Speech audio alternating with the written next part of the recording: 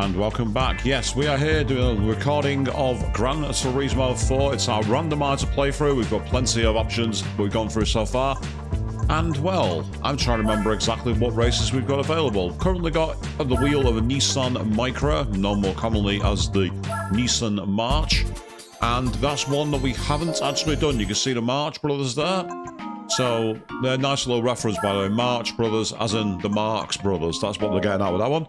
And we are going to take this car and hopefully give ourselves an option to see if we can get anything decent by winning it. The rules of this game are very simple. I'm playing using prize cars only, and the prize cars are random. This free race event in tiny little Nissan boxes could get me one of the fastest cars in the game. It could also get me a total utter shed. And that's literally what we're doing. We're trying to get through as many races as we can. So here we are. Oh yes, check it out, people. Yes. Oh, now we're talking with real cars, aren't we? So mine has been really upgraded. And we are on the nose and getting ourselves into the game.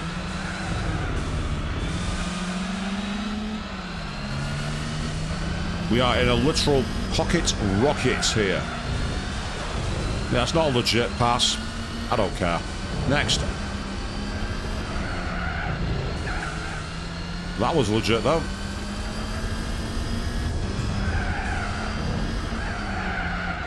Yeah, that was a corner cut. That was definitely a corner cut. But in this game, there are no penalties. There's no flags. There's nothing like that. So you just get on with it. It's great.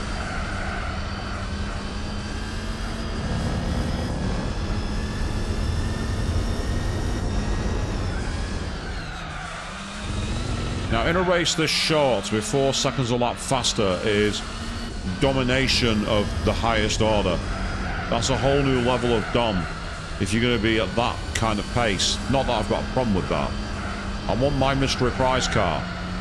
And if my mystery prize car is going to be a bad one, then I want it with as little fight as possible.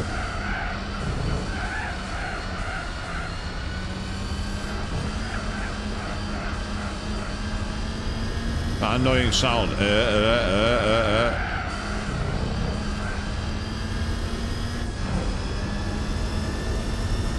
But it's worked. We're well in the clear.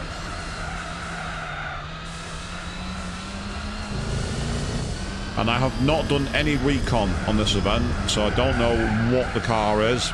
Because where's the fun in that if I know? Where's the fun in it?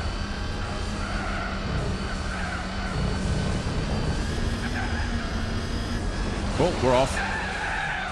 So I was just checking my recording was actually proceeding properly, and as a result of that, I went off the circuit because I'm an absolute clot. Luckily, there's acres of runoff. Not as much as Abu Dhabi, their Grand Prix circuit, but there's enough. And of course, speaking of Grand Prix, now that it's 2025, because I'm recording this on New Year's Day, that means one thing. Lewis Hamilton is now a Ferrari driver. He drives for the Tifosi. And it'll be interesting to see how he goes up against Charles Leclerc, because the last world champion that went against him was Sebastian Vettel. And he didn't last very long.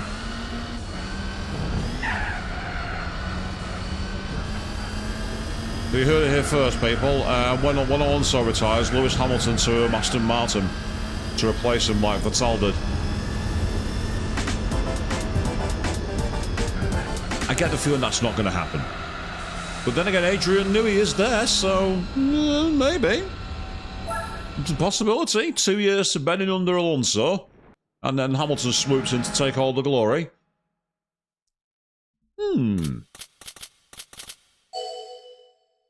A world champion who was decorated doing all the bedrock, and then Hamilton steals the glory.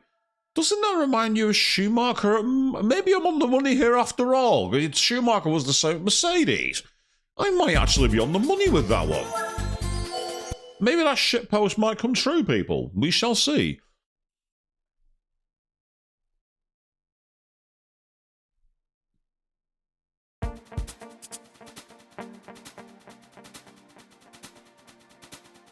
So on we go to the next point. Oh, grid start. Well, they're in trouble now.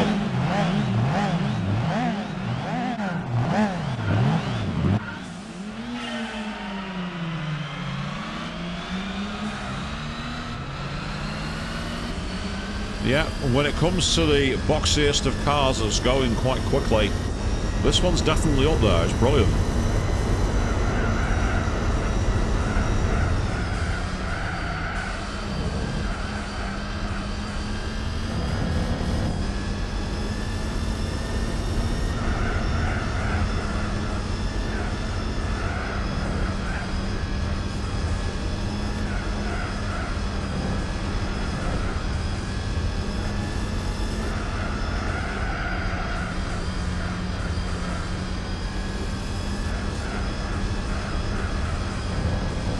For this race, there's not much really to say. The Suzuka East course is...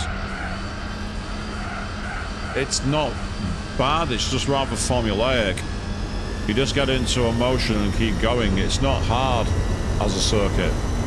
Once you get past the first hairpin, it's pretty much a case of lifting, coasting. Well, as you can see, I'm out of puff. 116 miles an hour, I hit top speed, we run out of revs. So I needed to rev it a bit longer. I needed slightly longer gear ratios. I'm surprised at that. I thought I needed much shorter gear ratios for here, but no I don't. And for those wondering how I'm running this game, I'm running the Gran Turismo 2006 online demo. And I'm running a modded patch, which I downloaded offline. And I'm essentially running it via PCSX2 in nightly mode. I'm running this in the 1080i setting, so it looks a bit crisper than you would have had it back in the day on a CRT. I would actually be really interested in seeing this game in this mode running on a proper high-end CRT, like the kinds that you see on the TV production crews, or something like that. I'd love to see how it handled it, where it had a lot more interlacing lines available, because a flat screen or an ultra wide or whatever doesn't generate the scan lines, doesn't generate the actual image the same way.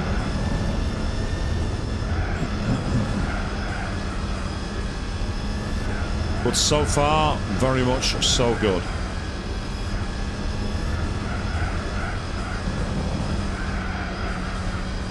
So this particular race, very little to do. You just get in it, on you go, away you go.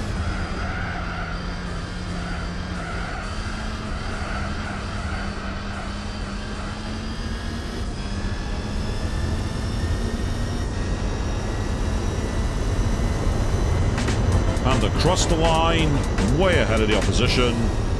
Absolutely no threat at all. And we're not going to bother waiting for them because they're not going to be classified. Yes, I'm on racing tyres. I've got a fully upgraded car, so me winning this should be a matter of formality, but stranger things have happened.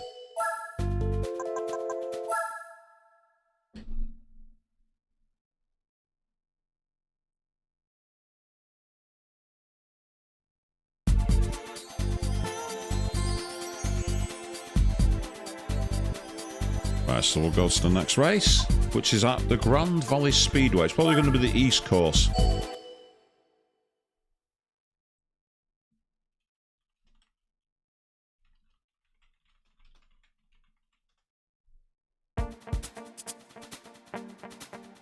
And I was right, Grand Valley East, but we're going in reverse.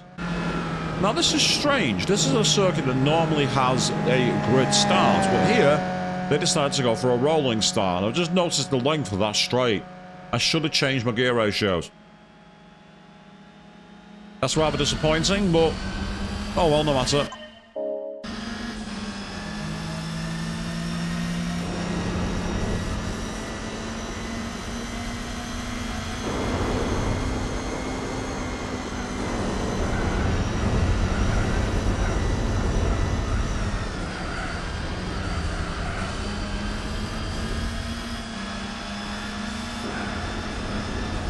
You can definitely see the difference that the tyres make here. So if you came to this video series wanting to see someone win with like in very low level cars, you're in the wrong place.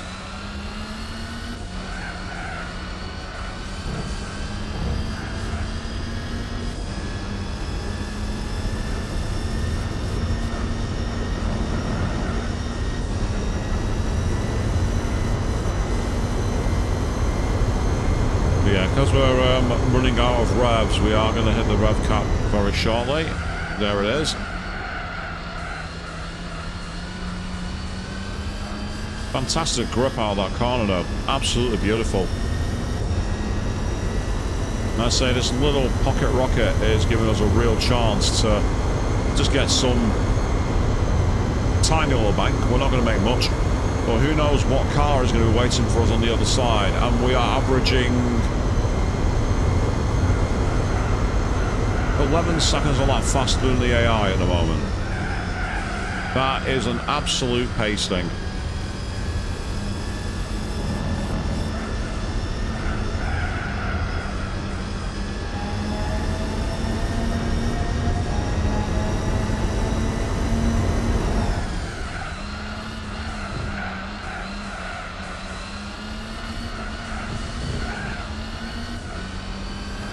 So yeah, so in this particular circuit, it's again, it has its moments, like this blind hairpin here. When you're coming in this layout, when you're going in reverse, it's not so bad. But coming over the hill towards it, it can really catch you out.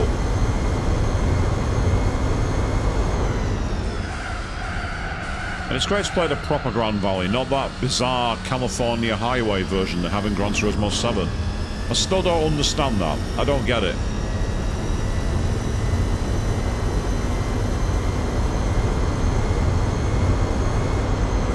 And there we go, across the line.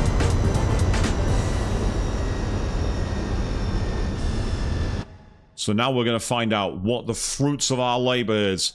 In the first 15 minutes or so, we've done the whole series. We've done 3 races. 2,000 credits a time. Yes. Oh, now we're cooking with gas, people. Now we're rich. We're doing it now, aren't we? This is fantastic.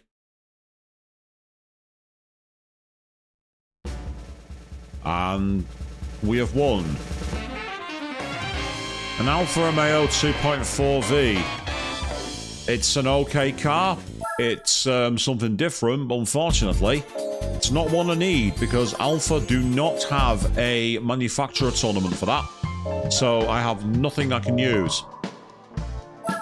So, I mean, this is the issue I've got at the moment because all the beginner events are done, all the extreme events are done, all the license tests are done. Now, one thing we haven't done is the 1,000 miles. Now, the problem with that is each race takes a very, very long time. Each race takes about 3 hours. So, for that, I will need to do a special recording of some kind. I say, in the endurance events, I don't mind the endurance events. I do like the endurance events. But it's a question of getting them right. Now, one of the things we can do is we can actually cheat here. But to do it, I'm going to need to do a little bit of jury rigging. So here's the Mazda MX-5. What I reckon we can do is I think we can let B-Spec Bob do this for us. And we can do it by taking advantage of the frame cap remover. So instead of it being 4 hours, we might be able to do the same thing, actually, with the 1,000 miles. We are going to be driving instructors, but first of all, let's quickly check. Yep, we've got the hards on. Sports hards, because you can't use racing tyres in this one. You're not allowed to. Racing tyres are on the ban hammer list. So what we'll do is we'll put the car into a fast mode. We'll go to monitor. And now it's already quite quickly. Watch this. I hit F4. And nothing happens because I'm on the wrong screen. There you go. So you can hear the sound here as B-Spec Bob starts to try and close the gap for us. And what we now need to do is get him in front. And hopefully because they've not really done much B-specking in this run, his stats are very poor, which is why he's so far behind. He also drives like a computer AI, and that means in terms of following the leader and taking certain lines, he will do that. Well, you can look at the gap there. We're already at 6 seconds now, we're down to 5. He's bearing down on that top leader in the Mazda MX-5 Miata 1800 RS as we are in the VR Limited J. Oh, here we go. It's heating up now, people. 2.5 seconds. 1.6 seconds. 2.2 because he's lost a bit of time. 1.0 seconds. Here we go. Now we're into a duel, people. And into the hairpin. No way through. And he's through. He's passed. He's done it. Just to give you an idea of how this looks, by the way, if we take it off B-Spec mode, this is how it looks to go around the circuit at the moment, in this mode. Oh yes, that's how you do it, people. That's fast forward. So now what we want to do here is just try and build a decent gap. We're already at 9 seconds to the good, and we're not far off lapping some of the cars behind us.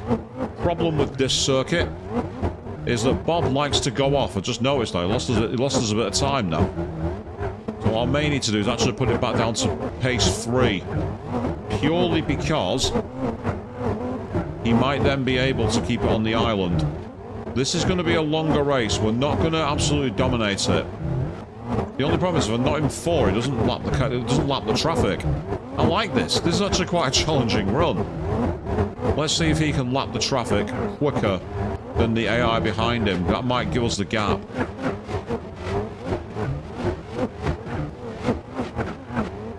We can get in front of driver A.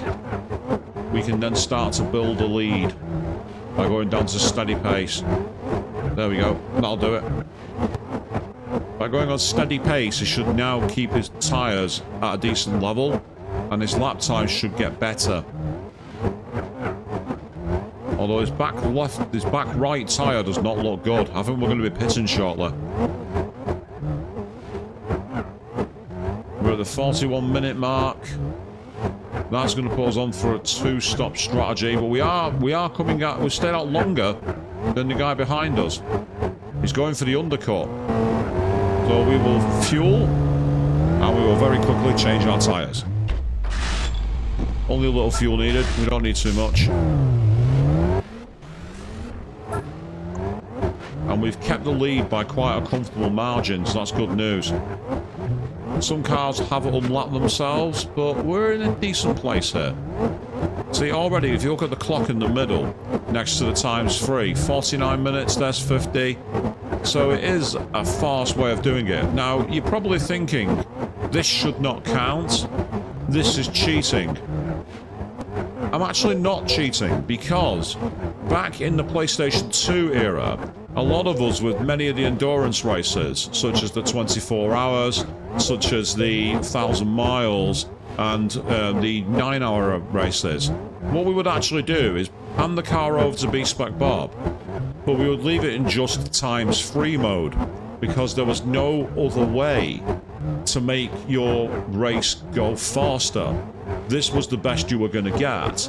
So what we would do is we would go and do a full shift at work and come home praying that our machine had not overheated and cooked our save data. That was a thing we had to do. And it got to the point where people were coming home and they were having family members checking on the game and things like that. So races were done in 8 hours. Now you're probably thinking, so where am I not cheating? Well, all I'm doing here is saving that extra time. That's all I'm doing. I'm actually not doing any new inputs. I'm not putting any cheats in or anything like that. I'm just taking advantage of the fact that the game allows you to triple speed. I'm just taking it to the extreme. And there's nothing wrong with that, because it's giving us a lead. It's interesting how car B is 34 seconds adrift and we're 2 laps clear of the field. One of the issues that the Gran Turismo games have, and they've had it for decades, is this sense of being one competent rival and everybody else being absolutely hopeless.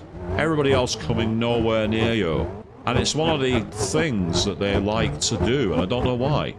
It's just the way that cars and the people at the Polyphony made the game.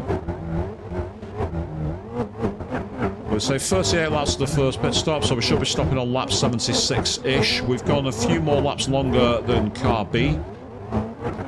And Bob's getting a little more confident. He's making the odd mistake. He's going off at the final corner now. Now that the tyres are a bit more cooked, he's struggling on pace 4.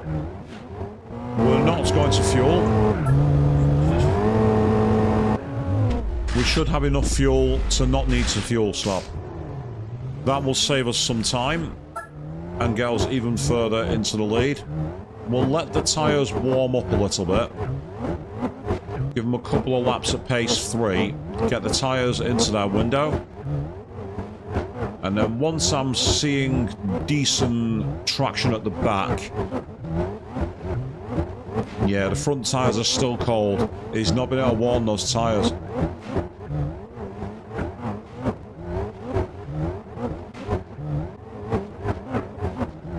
Just waiting for that top 2 bars on the right hand side to go green. Okay, I think now we're clear. Let's go for it.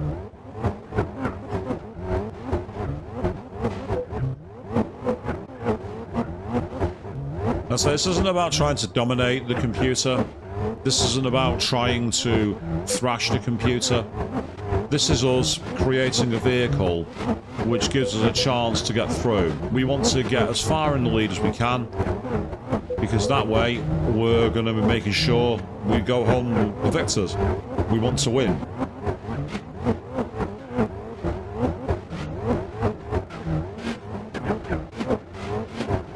We're on lap 96, so we're probably going to be going off about another 15 laps or so.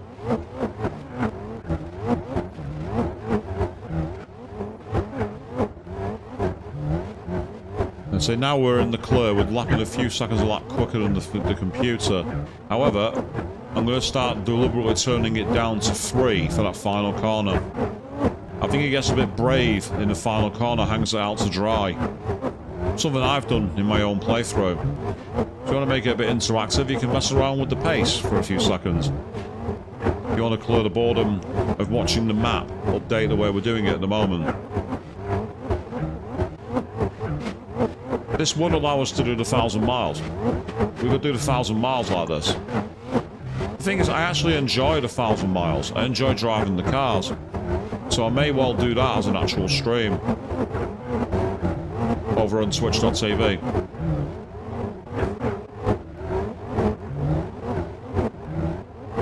After all, we did the New Year's stream for Uncharted 2 last night. We were on, well, technically today, we were on until 4 AM this morning, near enough. We are going to need to fuel this time. We are quite low on fuel. As you can see, we've got nearly 1.5 laps here on car B. So that gives us a chance now to be well ahead. And then we've got the one more stop. And this should allow us to get to the end. With any luck, we will reach the end of the end of it. 42 fuel will be enough. And all we've got to do now is keep it steady. We don't have to get too aggressive. Purely because we're the ones in the lead. We are a lap in front. So we've got a lot of a gap here. So we should take full advantage.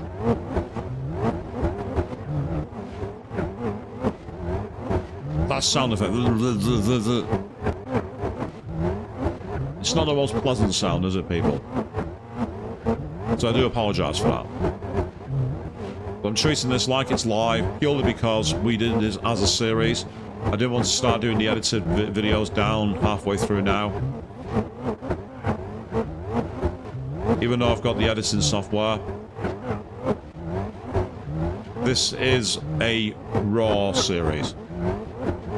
However, I might well take advantage of this and do a Need for Speed Underground 2 stream series where I record the races and just edit it together as best we can.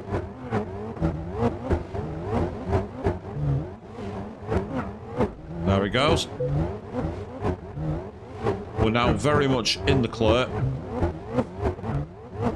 I'm not going to choose the top speed. There's no real point in us doing that. We are in a nice, steady approach. We've got a big gap to the car behind. Our tyre wear is looking good. There's no point in us cooking our tyres just so we can score an extra lap. There's no point in that. We're better off taking it nice and chill. Even if he gets past us and unlaps us, he's got to close that gap down, and he's not likely to do that. This is the difference between endurance racing and sprint racing. You can see there he is, he's now in the pits. So we've now got that extra stop. We are home and 3. We just got to keep it together. And we'll have done this on a 3-stop strategy, which is quite impressive. Good old B-Spec Bob. And there will be 1 victory lap, because we are at the 3-hour period. In fact, no, it won't be a 3-star race. I just realised it's the 4-hour race, isn't it? For some reason, I have 3 hours in my head, and I think it's because of the streams that I do. I'm normally on air for 3 hours, but this time, nope, we're not doing that. Now, the question is, can the tyres hold out for another 5 minutes? If they can, we might get away with this being a 4-stop strategy. I really don't want to have to splash and dash. We might just get away with this, you know. We might be able to stop one more time. 1 stop an hour.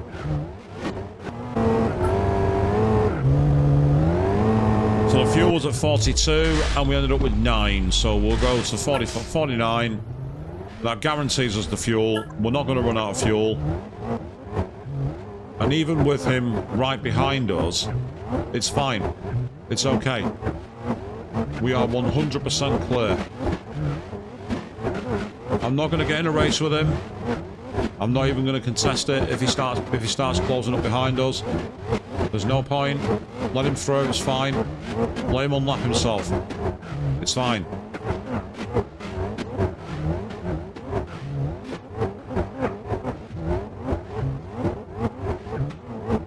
He's not going to close down a minute and 5 seconds. It's not going to happen. The only way that would happen is if there was a catastrophic error, and that's why I'm keeping an eye on it. Plus, the pace he's coming at the moment, he might need to pit again.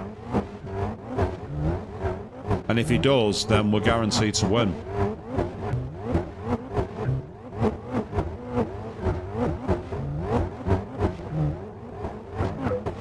Well, I was lucky we actually got ahead of that one before they came out of the pits.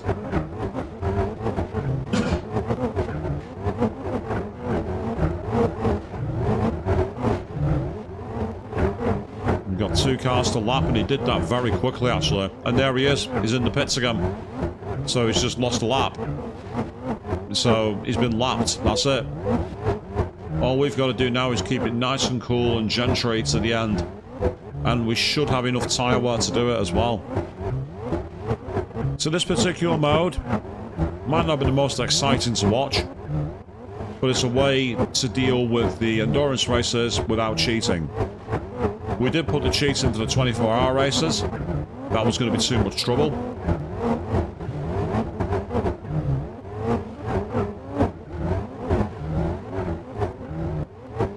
So we are coming close to the victory parade. We've got another 13 minutes of game time. In terms of our recording time, it's going to be a lot faster than that.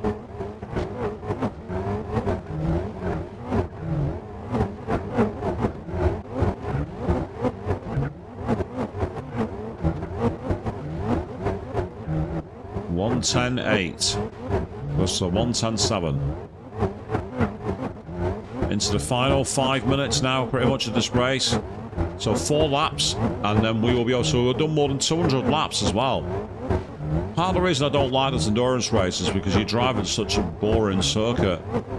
It is a very dull race to do. It's dull. I really don't like it.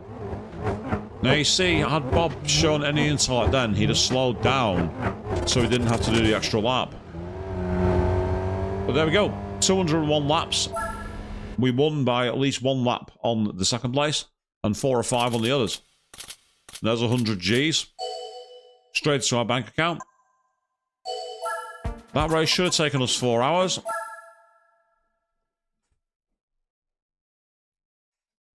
So the question is, what do we get?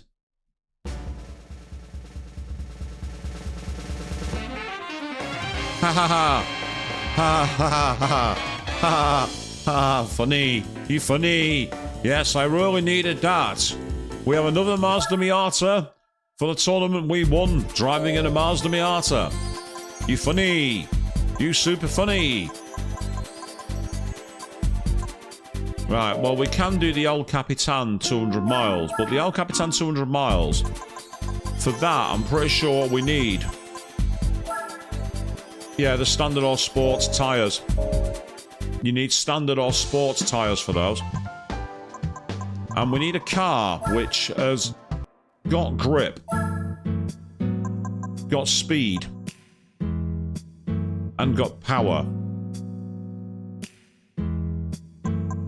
Now, if I really wanted to cheese this,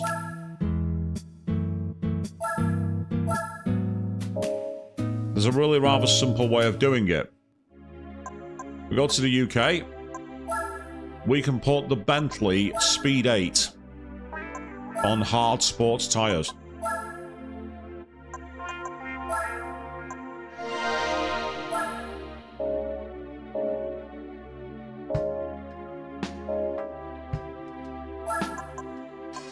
Now, to give an idea, what we'll do is we'll hybridize this.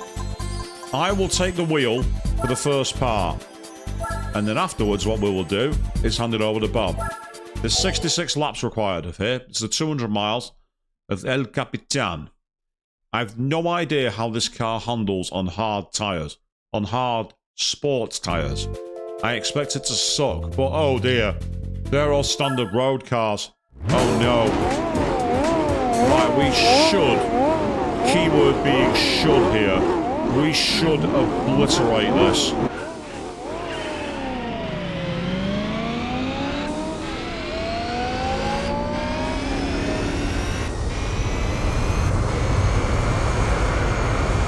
The rules didn't say you had to be in a standard car, it just said you had to be in a car with sports tyres.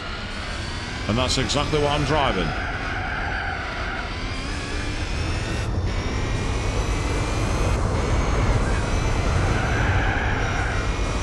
But wow, on sports tyres, this is like driving on ice.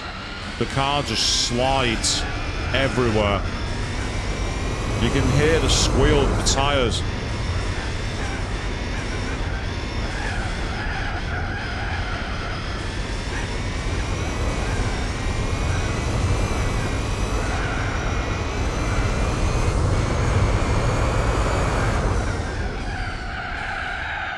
Look at that understeer, people. That is a lot of understeer there. The car just does not know how to grip on these tyres. Now, the good news is that I reckon we can put this down into slow pace for B-Spec Bob. And he should still be able to lap the field quite easily in this car. You can just feel the sound of it just falling away. It's just not biting at all. If anyone ever saw the Top Gear review of the Caparo T1, which is like a attempt at making a road legal F1 car, there's a point where Jeremy Clarkson was like, look, it's snaking, fighting for grip that just isn't there. That's what this feels like. But we're still clear of the field. I'm having to slow down at corners I normally never consider slowing for, because I can't rely on the tyres to push the car into the road. I simply can't do it. There's proof. Having said that,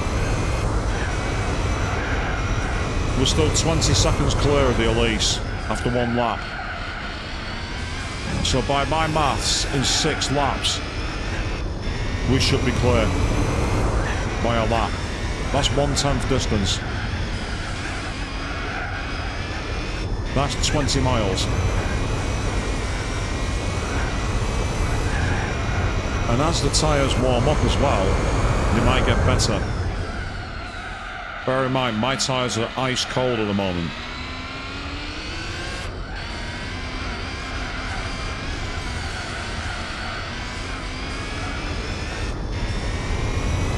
The only problem is, how bad is the tyre wear? I can't see the tyre wear being good.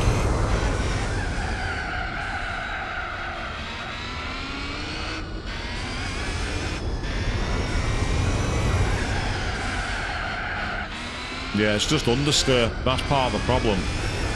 The car just will not turn in on these tyres. Because the fourth Gran Turismo, only the racing tyres have any kind of grip. I'm not saying the sports tyres will grip as well as racing tyres, because they won't. You know, slicks tyres will always grip better than groove. But these seem to have no real performance in them at all.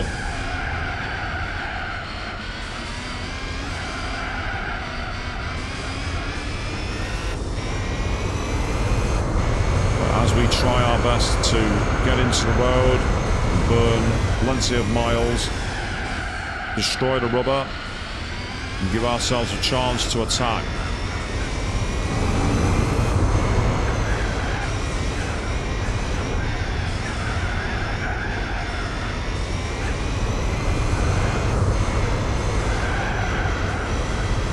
And that's another 20 seconds, in fact more than 20 seconds there.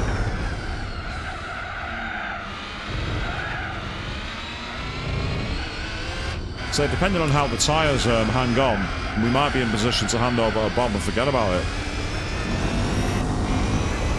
But by building a gap, it means that we're not going to have any trouble here. Bob's AI is not going to let us down. Yes, his artificial intellect will trump mine.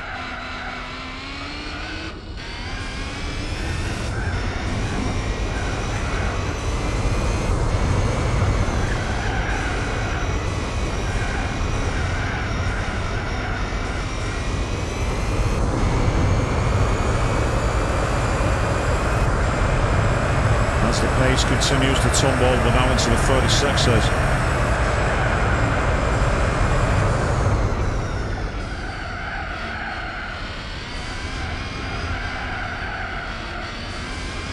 Now that we've got the tyres warmed, now that we've taken off the extra layer of protective sheen, we're able to attack a lot more. Although that's wide, that's very wide.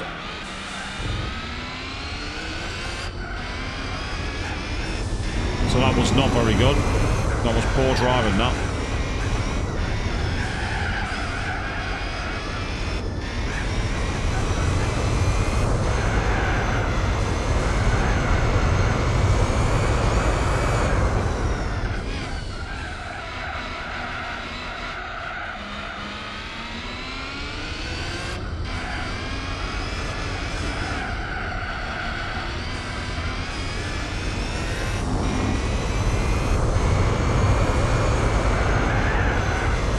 We're still more than 20 plus seconds to the good at the end of the lap though, so that's not too bad.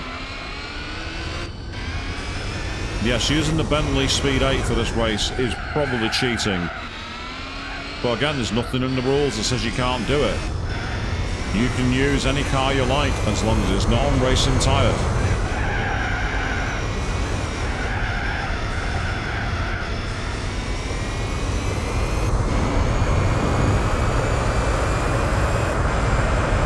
Yeah, we lost a few seconds near the second sector, which caused us some trouble, but that time we didn't brake for that corner. We were able to take that flat for the first time.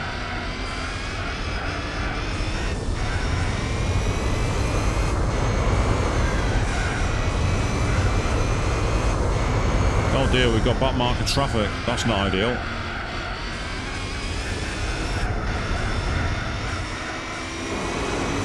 I had to get him then.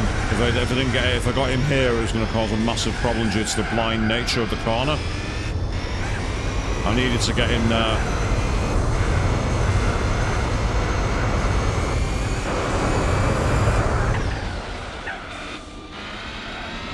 I think I actually dipped a toe into the gravel then and slowed the car right down, almost like it stuck the car. I'm not bothered because it actually got me in the perfect racing line.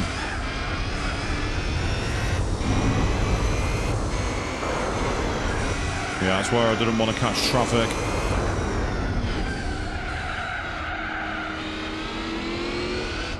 Beautiful sound of that Corvette V8. Absolutely gorgeous.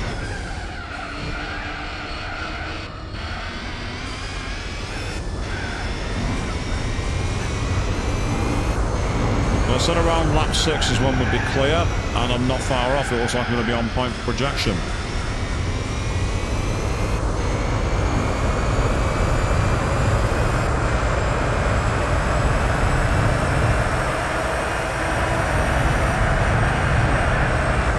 Okay, that was a fluke. I got the toe at exactly the right time then to allow me to filter through and take the position.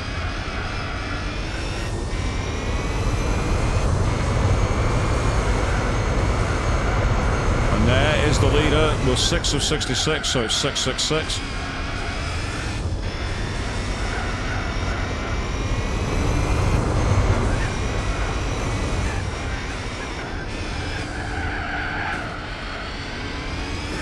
Sorry, mate. Again, I'm afraid you've been lapped. Put over, old chap.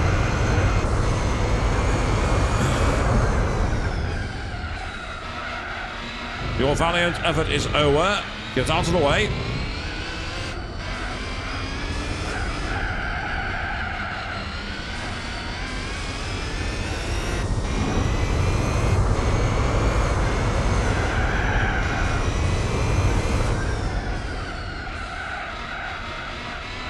Okay, this is looking pretty good. We're down onto the other side.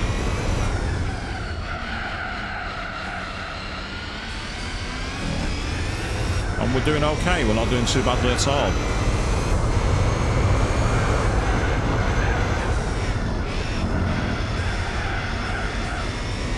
Man, we're coming just up to the 10-minute mark, which would suggest this is like a 110-minute race, just under 2 hours. That's what it should be. But when I hand over to Bob at the pit stops, we will save a lot more time than that.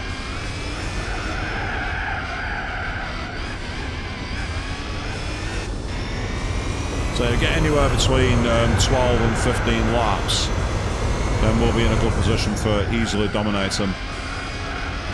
After all, we are a lap ahead already. And this is where the game normally would have its progression broken, because most people do this race to unlock the Toyota Minolta Group C car, which is one of the best in this game. As it's random prize cars, I've not had the luxury. I've got some cars that have been major progression breaks, and others which have held me right back.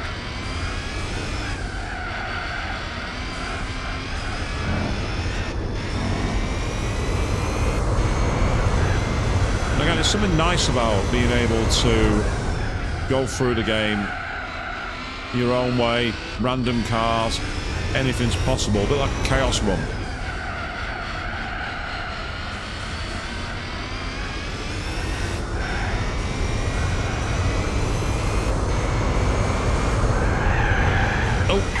Yeah, that wasn't very clever. I tried to skim over the top there and got that badly wrong. Luckily, I was able to catch it, minor tap, and away we go.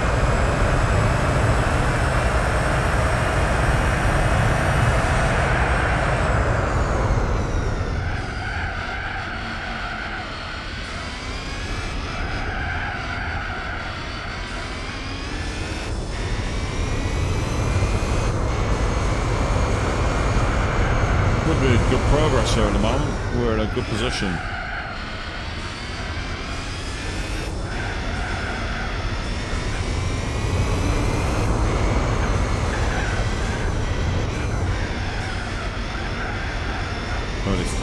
$35 seconds clear plus a lap. I'm surprised the tyres have held up as long as they have. I'm actually quite impressed. They've given no grip, they've had no performance, but they've actually held up surprisingly well. They're not designed for these levels of load. They're not designed for these speeds. And yet they're showing guts. They're hanging in there. They're going, no, no, no, we're not giving up. We're not going to make it that easy for you.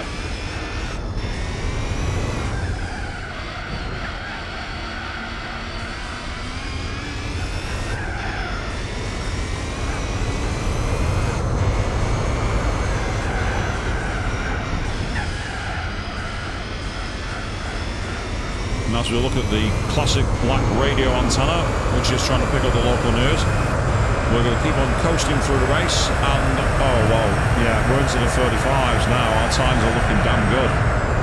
Oh, very close to the bridge there. I almost plowed right through that. How did I get away with that? I shaved it, as they say.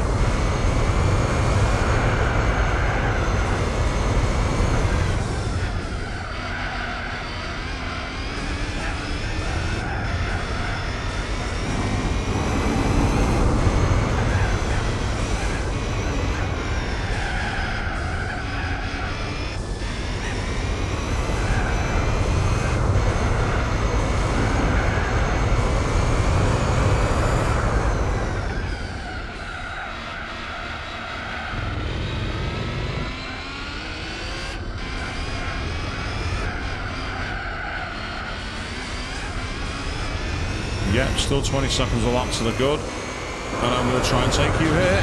Oh, just got away with that. He tapped me as I was going through, but I managed to just about pull it off.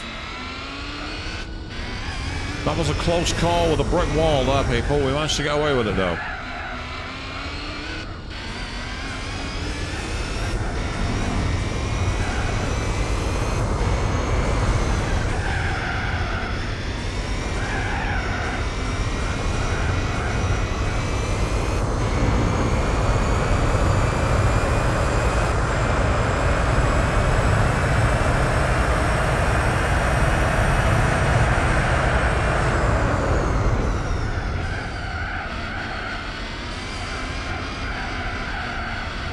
Oh yes, we're good. We're too good. We're in the clear.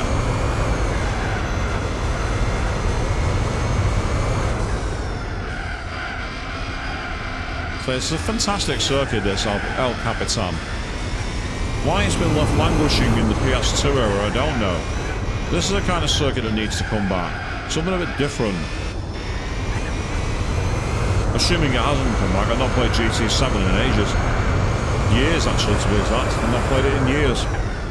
I hated the grindy economy, I hated the design of it, and I hated the whole wannabe car collector thing. I was like, I've got better things to do in my time. And I don't want to be an esports driver either, so I want to be like this. Play the game my way, enjoy it my way. The Car PG, as it was known.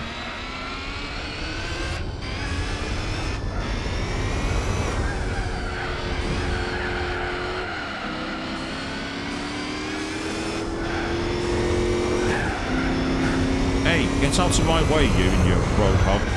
Sod off. Get back in the loser lane where you belong. 127, 128. Yeah, okay. Decent time.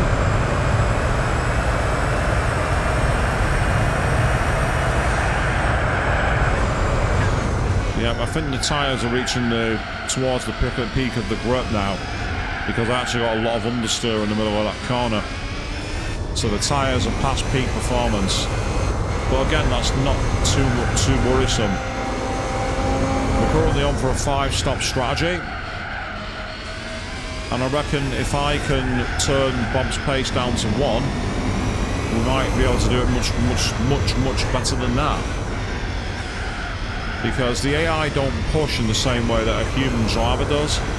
They don't try and lean on the tyre, as it's known, where you try and put a lot more acceleration force through it in the middle of the corner. You don't really get that with the AI. They're also less likely to go for a move anywhere. They look for what's known as the passing point. So it gives us a little more leeway on tyre wear. They should be better than I am on tyre wear because they don't push as hard.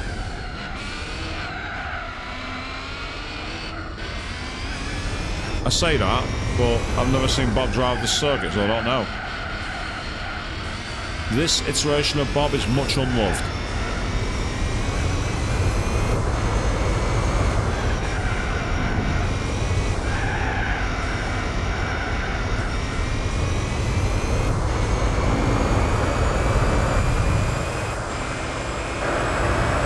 And just before the lap, we put a lap on him.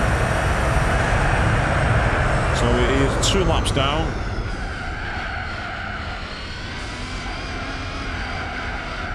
And it's all about now how much more we can take out of these tyres. How much longer will they last? So if we can get them down to the rim around about lap 15, 16, we'll be good for a 4-stop strategy.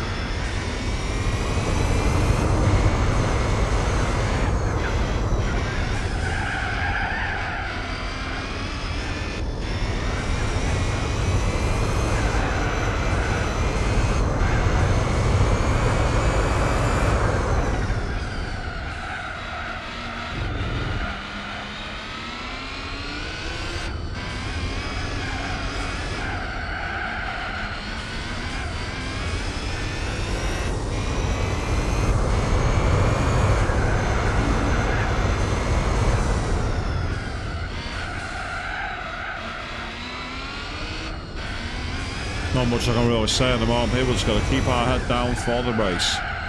All we're doing.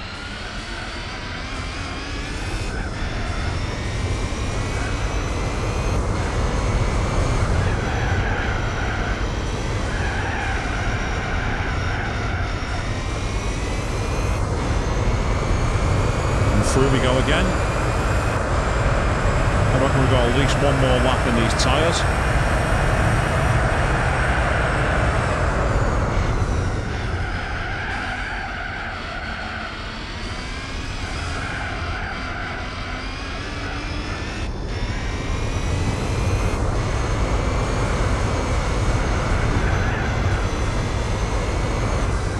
And that's another 20 seconds on the second place car. I'd say these are probably going to stop once or something stupid like that. That's where our car has a disadvantage. We're going to need to pit more than they do. And that tells me the tyres are at their end of life. The way I struggled to get into that corner. So I'm going to pit at the end of this lap. Switch to B-Spec Bob. Put some fuel in the car. And send him on his way.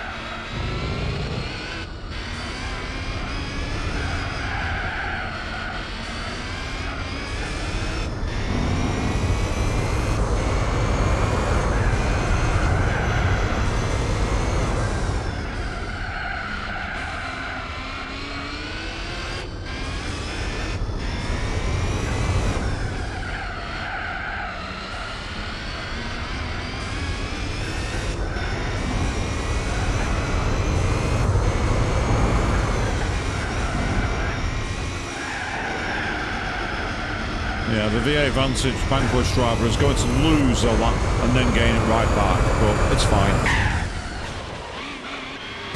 That was right on the pit entry, that. That was right on the pit entry. No matter.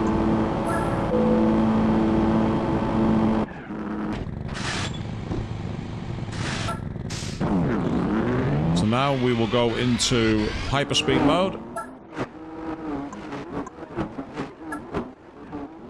And I'm just going to drop it down to 2 rather than 3. This will be an interesting take, really, to see just how slow B-Spec Bob is. Well, they've all pitted in, so interested. They need to stop on lap 16.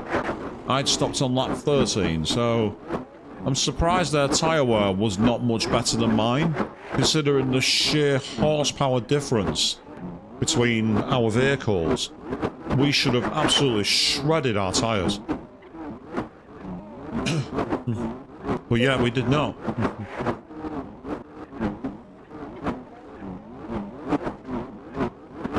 All we can do now is keep on watching. You see his lap times are in the 151s. I was in the 36s. So I was a lot faster than Bob. A lot faster. But the key point is he's a lot faster than everybody else. So now he's in the 47s, so that's not too bad actually. And again, it's like, you see, I was nearly 20 seconds a lot quicker than the Lotus Motorsport Elise. He's not even 10 seconds. So the speed differentials between me and B-Spec Bob are vastly superior. But the key thing is that he can drive at warp speed thanks to a frame rate limiter remover. I can't do that. If I try and do that, the car just crashes. It just goes straight into a wall. Because the speed of the game is tied to the frame rate, so by uncapping the frame rate, the cars go at light speed.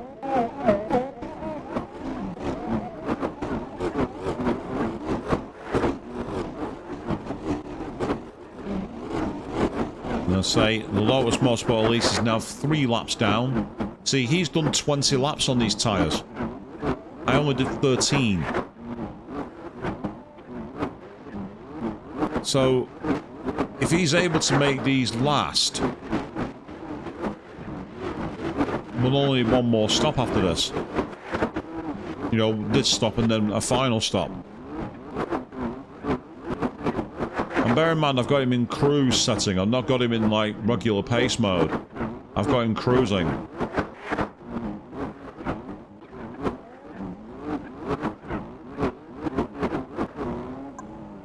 Okay, now the fuel is almost out.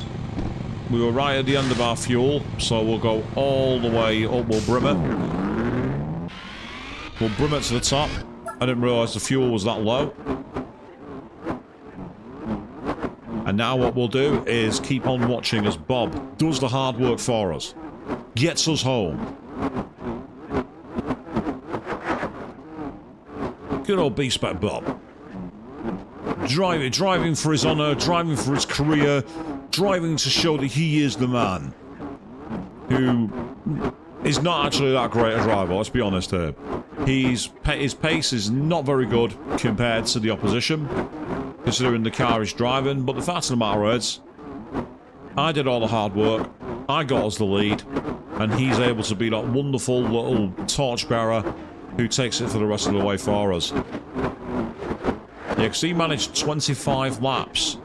So, we're going to be just falling short, I think. There is one option that I can look at doing. I can actually put him into slow down mode. By putting him into slow down, that will really protect the tyres. Because even if his pace is about par with the opposition, if it protects the tyres and means we don't have to stop, it's worth it.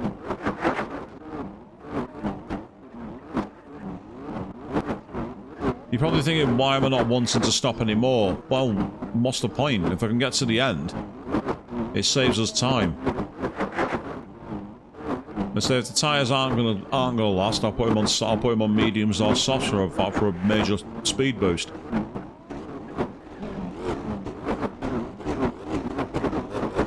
Right now we're coming up to 20 laps on these tyres and they've not really started tipping into the yellow yet. Again, his pace isn't... In fact, his pace is rubbish. Compared to me, his pace is awful. 20 seconds a lap slower is nearly a pit stop a lap.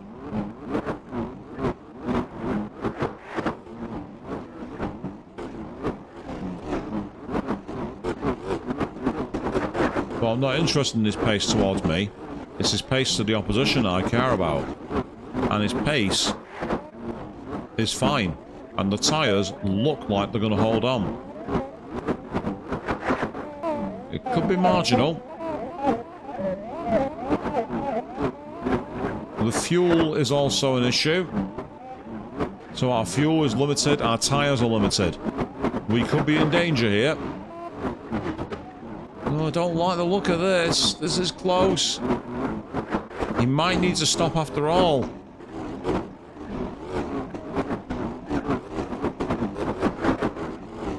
Lap 65 of 66. Is he going to make it round without stopping? He is. He's going to make it to the end. His lap times have fallen through the floor, but we don't care because Bob has brought it home. Good old B-Spec Bob. What a legend. Just over 2 hours he did that racing. I did it much faster than that, but I mean, doing the race entirely by myself. Instead, we've done 2 endurance races in under an hour. Not bad. 200,000 credits into our bank account. We're happy about that. And now, what's the prize car going to be? What are we going to roll? We've got a... Drum roll, please. A Honda Civic SIR2. Wow. Oh boy, what a non-reward that is. A Honda Civic. Tell you what. The Super Speedway I will do another time. I will A-spec that because it's actually not that long a race. We are all done on the Japanese events. They're all done. So there's no more there. The professionals should be all done because we did the Gran Turismo World Championship. Yep. Now, in terms of races and the manufacturers, we do have the Daihatsu Copen, but I don't think I've got a Daihatsu Copen. I don't think I've got it. Mazda. The RX-8 Cup, but I don't think I've got an RX-8, oddly enough. Scooby have done. Acura don't have any because they're basically the American brand of Honda. Tommy Kyra don't have any. Dome don't have any. Toyota do, but I believe it's the Altezza. And I don't have an Altezza. Oh, an Altezza and a Vitz. Or a Yaris. I don't have either of those cars.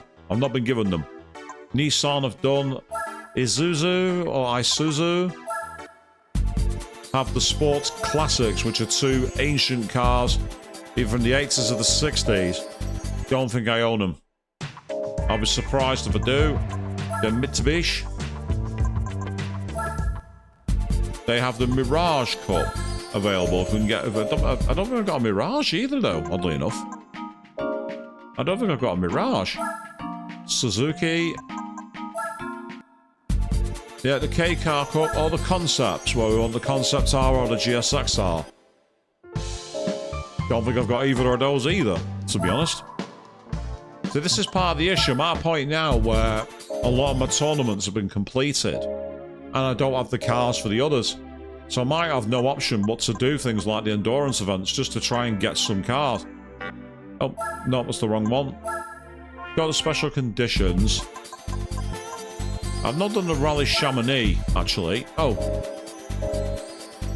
I better look at the car I'm driving. I don't want to attempt that in a Bentley Speed 8.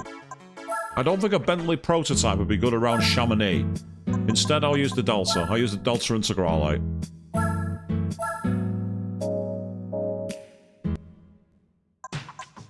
Oh yeah, while we're here, check it out. We're 67.2% complete. Oh yes. If we could get another 8%, we'd get a car for 75% completion. Which on a randomizer, no purchasing cars run is actually pretty good. We've got to 67%. I just want to know if we can get any further. So we've got an Audi Quattro 82 versus a Delta Integrale.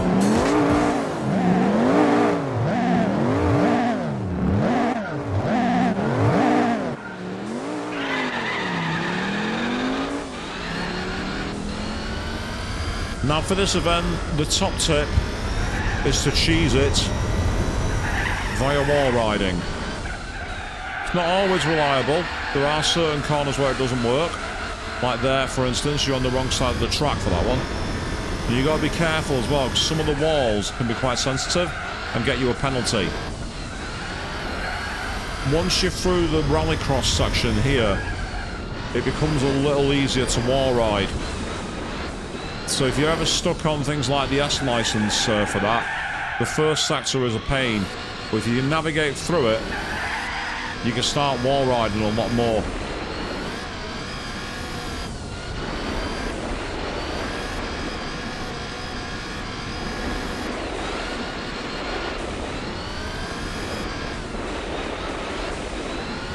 If you accept that you need to be using the wall riding, do it, because the rail riding makes life a lot easier. But the problem is these tyres don't perform like snow tyres do. If you actually watch any of the snow rallies, the studs dig into the snow and literally churn right through it. They literally like dig through the corner and throw it almost like wave wash at the ocean. And you don't get that kind of driving here. It just doesn't handle that well at all. Whoa, nope, we don't want that.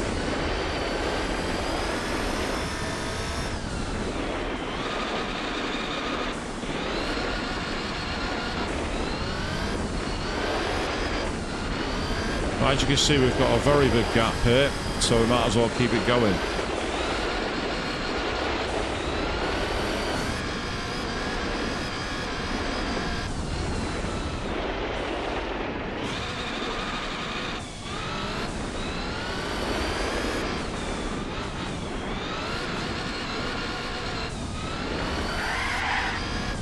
Same here, got a high speed and just enter rail ride.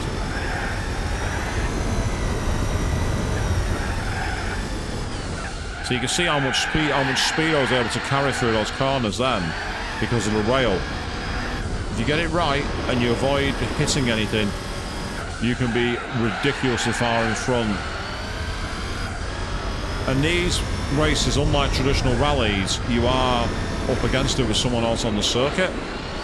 And in real rally, you'd normally start an interval apart from each other, like one of you would go, and then a minute later another driver would set off.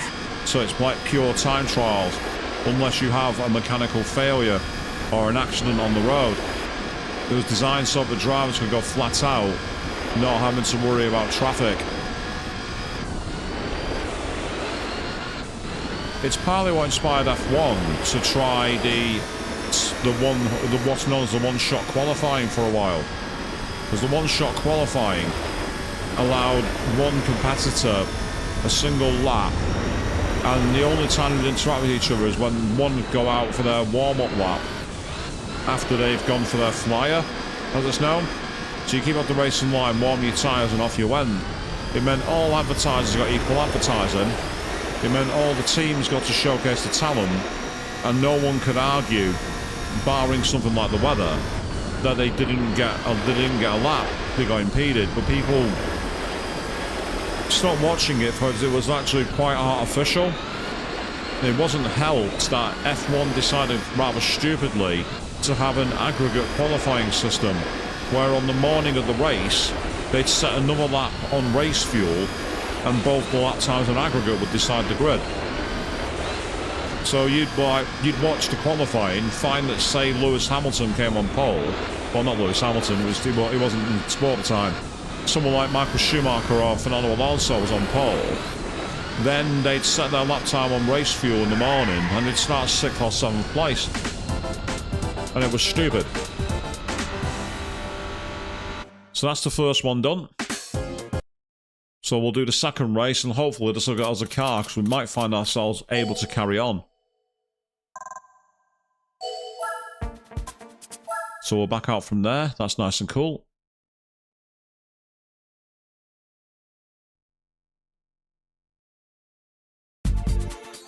And then we'll go to Chamonix.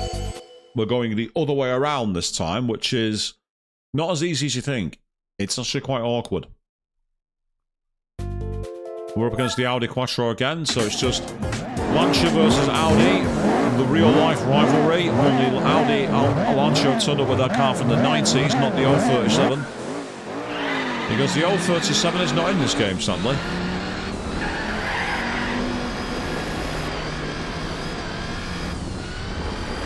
This might have been a beautiful little car, that, the 037. Absolutely gorgeous. The last two-wheel drive car to beat the four-wheel drive monsters. Lancia were the ones who did it.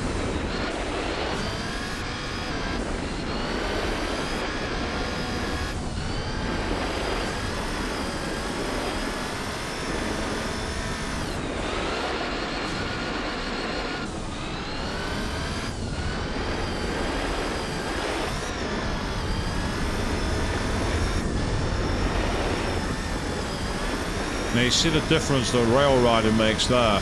Flying through that corner at 60 miles an hour, you normally won't have a chance of doing that. But thanks to the way the physics engine works, you can rail ride to your heart's content. I actually don't know if that would get you disqualified in Genuine World Rally. I actually don't know. I don't know if you actually have your times eradicated for that. I know there was a driver who did it in NASCAR, wasn't he? He decided to like randomly attack the rail ride on the outside. But it was seen as like engineering an accident, I think. I think he ended up getting done for that. I might be wrong though.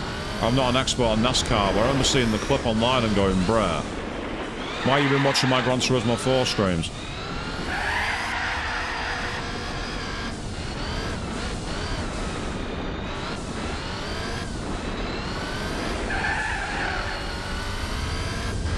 This is a really challenging course, this Chamonix. It's really hard. It's very easy to find yourself slamming into the wall. It's very easy to lose all grip. It doesn't help that the one point here where there is a line is off the racing line. The good news is though, if you get here, go on this side, you rail ride there, that sets you up perfectly for the rail ride here. So that's a top tip for everyone trying to do the rally stages on this game. It's alright here, but if you're up against one of the higher difficulty ones where you've got a longer race and a much faster opponent, tips like that make all the difference. Remember, this is a game. We're not trying to be the best driver in the world. We're not trying to become Carlos Sainz Sr. or Tommy Mäkinen or Stig Blomqvist or Walter Roll or Michel Mouton. We're not trying to be people like that. We're gamers. We're just having fun. The game lets you do it. Own it. Accept it.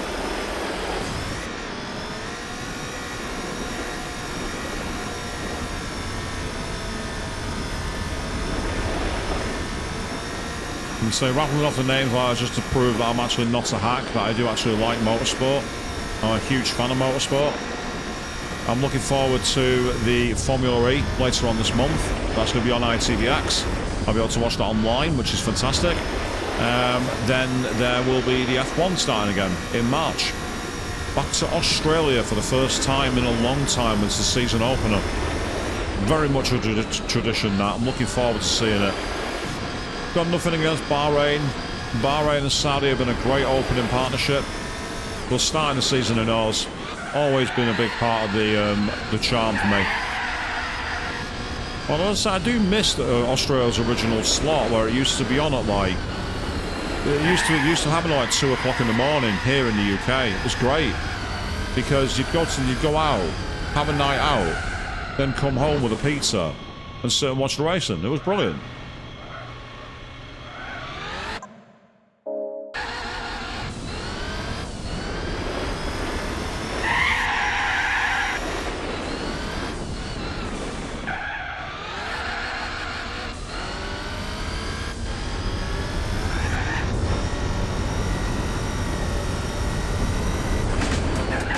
And there we go. So now we've managed to win a stage here. We've won the rally stages. And the question is, do we get a car we can use? It's not just about getting a car that's good. It's about getting a car that I can use. There are lots of events I've not had the chance to get into because the cars have not fallen my way. Come on, what are you going to give me, game? Give me something. Ah, a Mitsubishi Mirage. Excellent. Okay. It's not a car I want, but it's a car I need. Because we have a Mirage Cup. Nice one. Okay, we can use that. With 67.5%. Yes. We're getting there now, people. Where are you? Mitsubishi Mirage. There we are. Oh, yes. Look at that box, people. Look at that. What a car. Before I do any upgrades, I'm going to quickly see what's allowed. I'm not interested in playing fair. I just want to win. Oh, no restrictions. Brilliant. Right. No restrictions means I can put racing tyres on. We're doing it. I'm spending a lot of money. I earned 350,000 notes earlier. I'm going to spend them. And I will be putting a racing gearbox in, purely so I can have long gear ratios. Right, it's got NA tuning. I'm not going to buy that just yet. I want to see if it has turbos.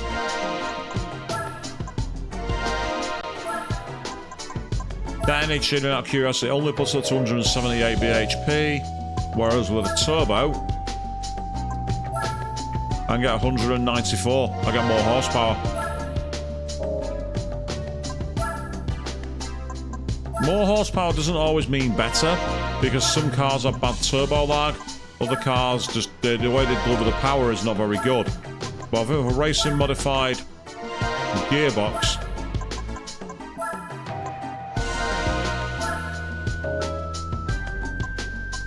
we'll get a racing suspension in there as well. Then we'll get some medium tyres. And then we're also going to take all the weight out of it. There isn't much weight anyway, but we're going to make it as light as we can.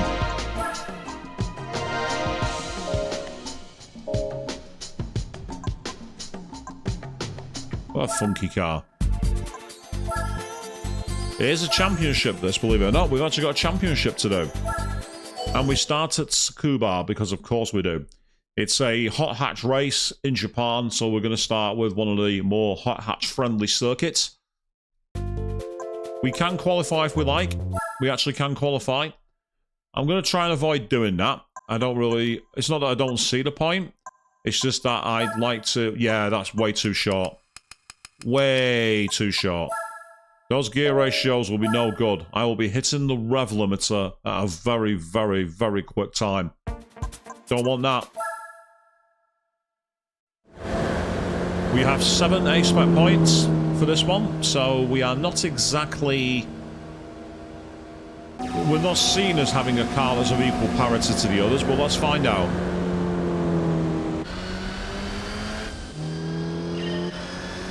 Oh yeah, check out those actual wing mirrors, people. We actually have wing mirrors. They're on the wing of the car.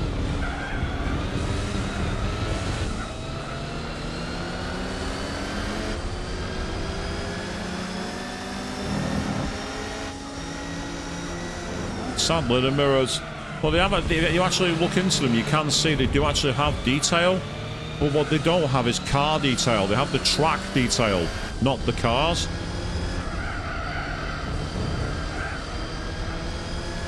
So you can actually see reflections of the track, but not the rival machines.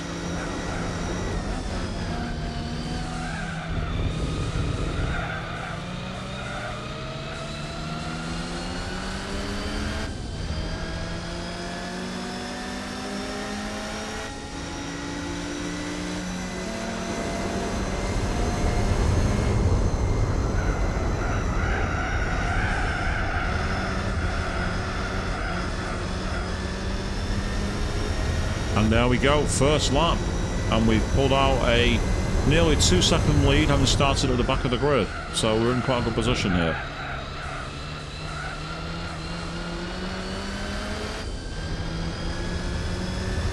Yes, now we're making smoke, people. Yes, we are. We are in a car from the 1970s, and it certainly handles like one.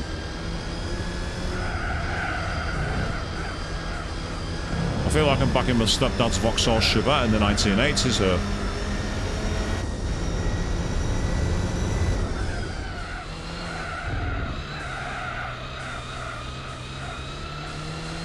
Yes, because contrary to what people believe, Volkswagen did not invent the hot hatch. They were beaten to it by the UK, the Vauxhall Chevette and the Talbot Sunbeam. Both were there first.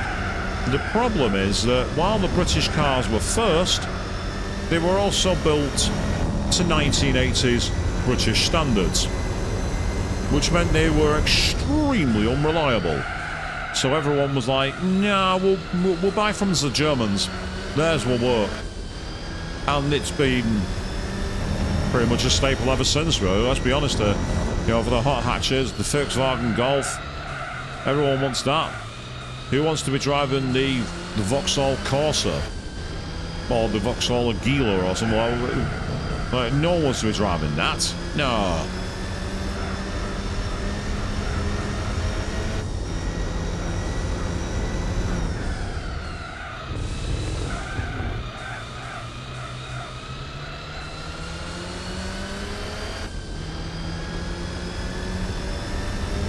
Now this is a lot faster than the other cars. It's very, very quick indeed.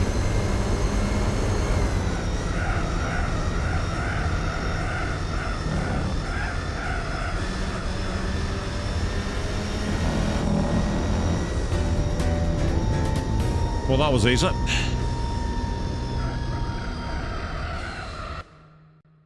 The 1970s thrashed the 1990s. And people with certain music tastes, that's never been true.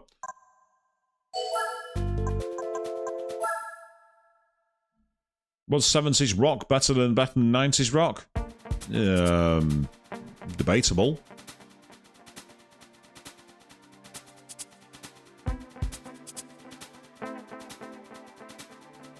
Sorry, one more. I just see a message from fan member.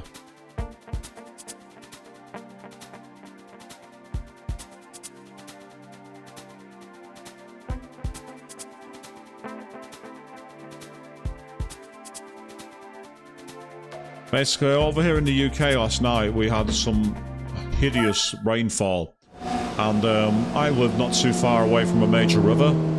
My house is not in any danger. It's really high up, so there's no issue with that. But transport and facilities are at risk, so I'm being told, be careful. And I'm like, yeah, it's fine. I understand.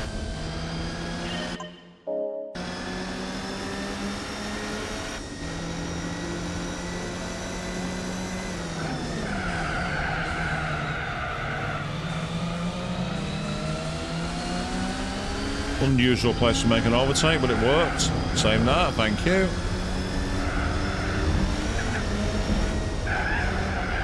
Oh, right into the side of that car. No remorse.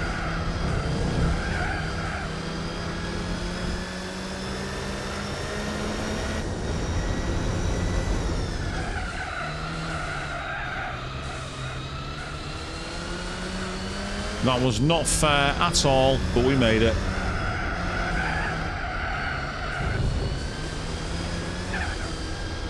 Yeah, it would have been done better that corner, but we got away with it.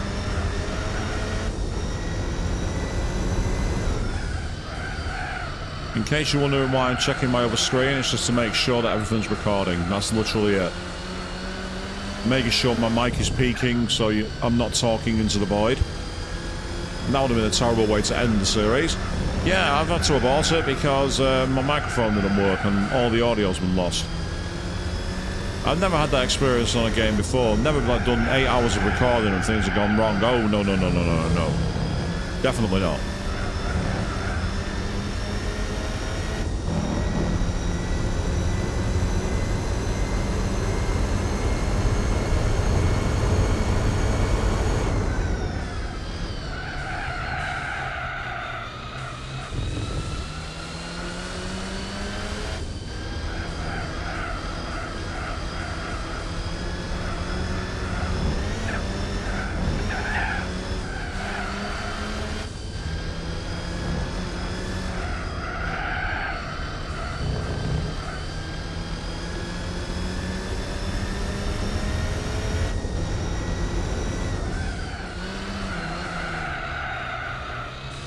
Nice and wide.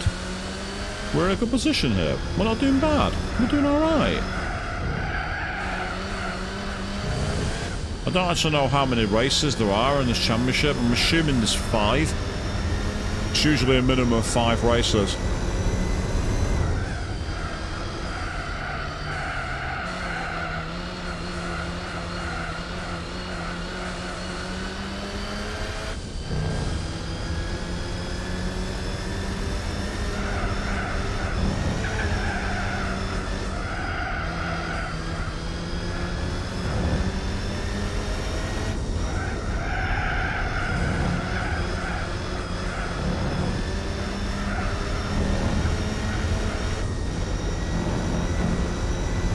Now we're looking very good indeed, and 1 minute 30.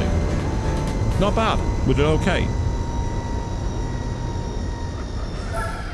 And once again, the cars from the 70s thrashed the cars from the 90s. So the thing about the Mitsubishi Mirage here, it looks too much like an old school Honda Civic. It looks exactly like that.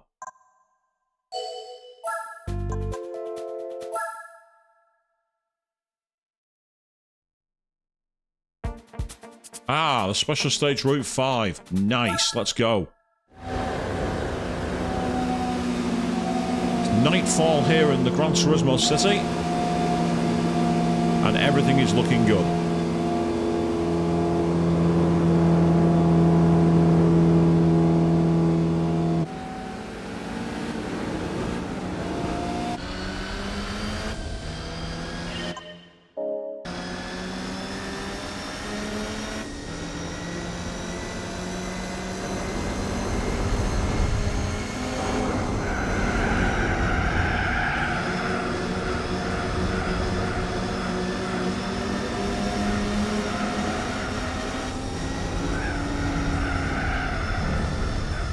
This circuit's definitely suited to the nippier style of this car.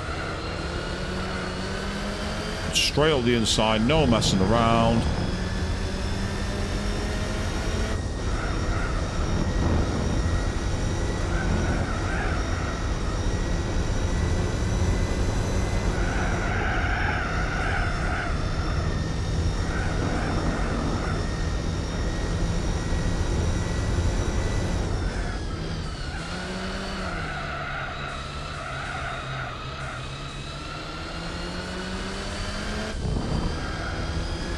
This is looking pretty strong, actually. We're doing pretty good.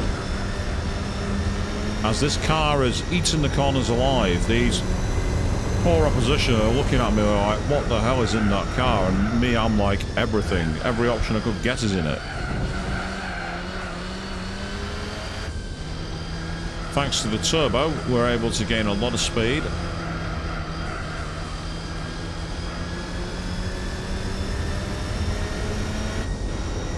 And it's just a matter now of going as fast as we can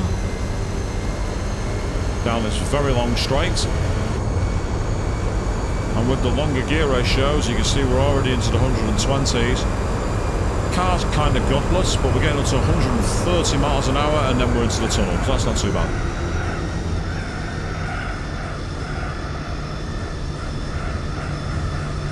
Look at the grip there, the cornering was just absolutely beautiful.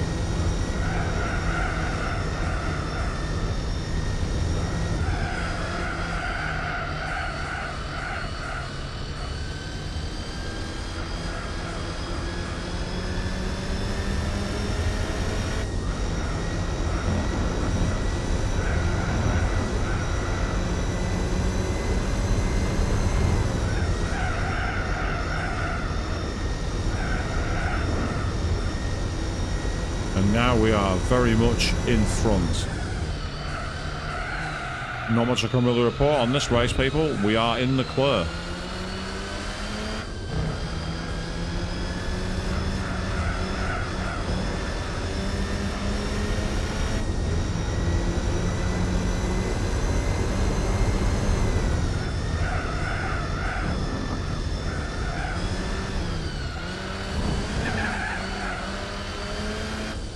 Up to the wall, all pretty good.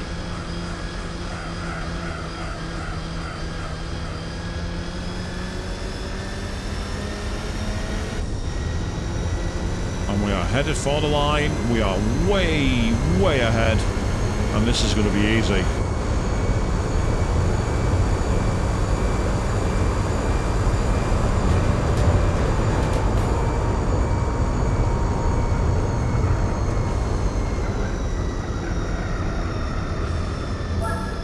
Saying the Mirages from the 70s are absolutely eating them for breakfast at the moment, aren't they?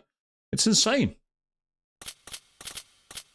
Say, thus far on this particular run, we've not had much luck in terms of our cars. They've been somewhat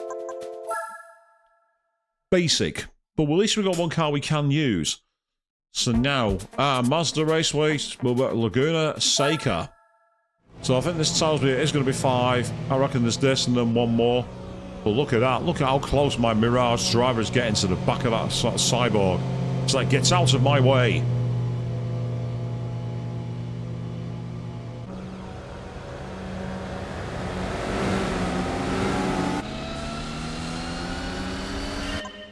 Quick pause to get rid of that annoying line of dialogue that I can't get rid of normally. You're out of the way.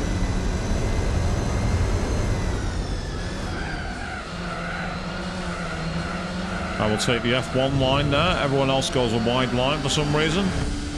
I took the F1 line and that made things a lot better. Oh, well, how wide would you like to go there, Mr. Mirage driver at the front? How wide do you want the track, mate? It's like, how wide do you want the track?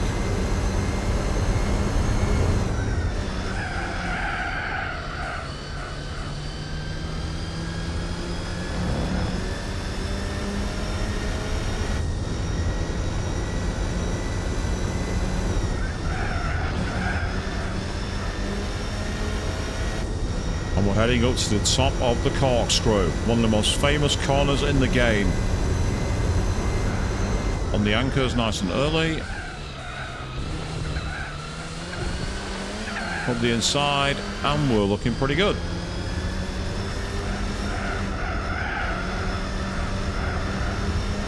Yeah, beautiful. Hit the apex nice and early. Nope, that time we got a lot of understeer. Managed to correct it, still.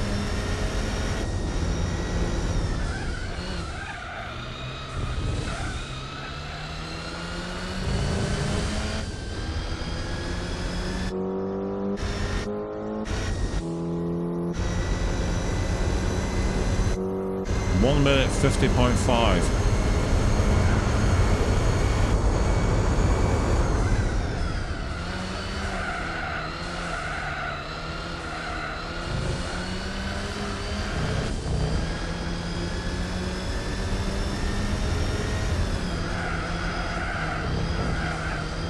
And we're on the other side, looking pretty good. I think we're going to get away with this easily.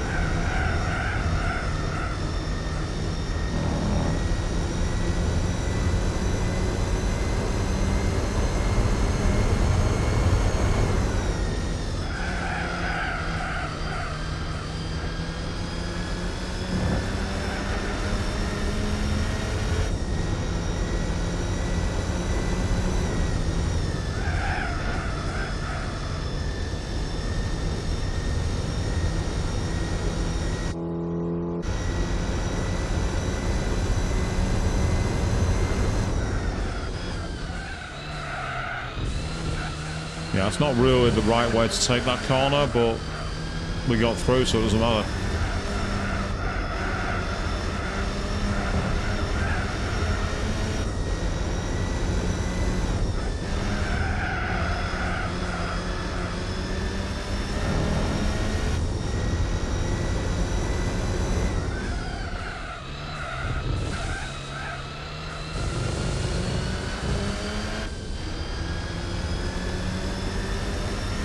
And here we go, across the line. Are we going to make it? Yes, we are. Not bad at all.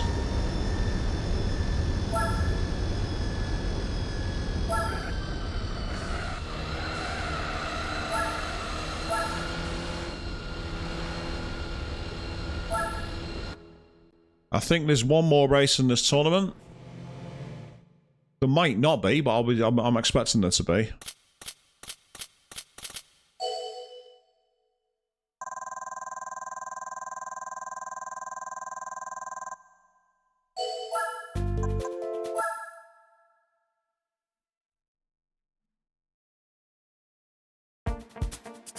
Ah, we're at Suzuka for one lap. Okay, here we go. It's a single lap race, it's one shot.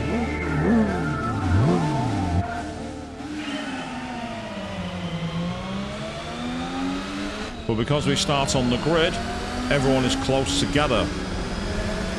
So So there'll be no following the leader for 15 seconds. I'm straight into the lead.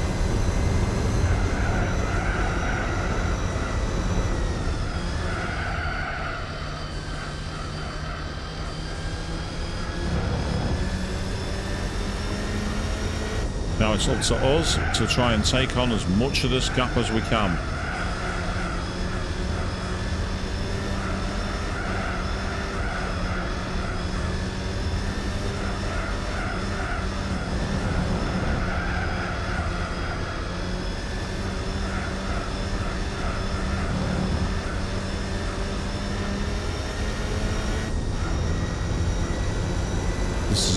This is our moment, people. Let's keep going.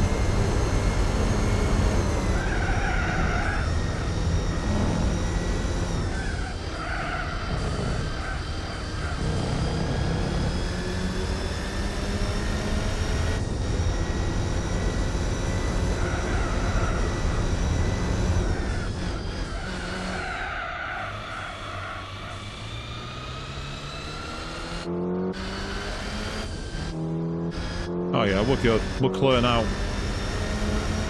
No one's gonna catch up to us here.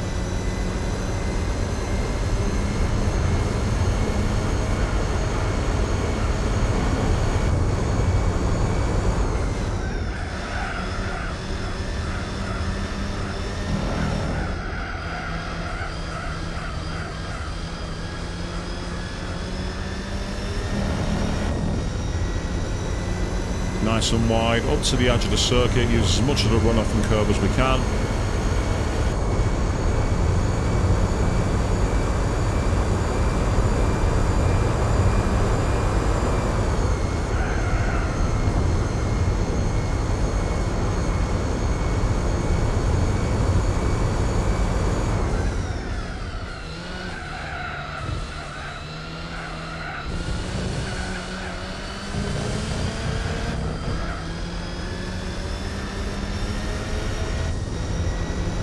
And here we go for the end of the race, and we are easily through the gap.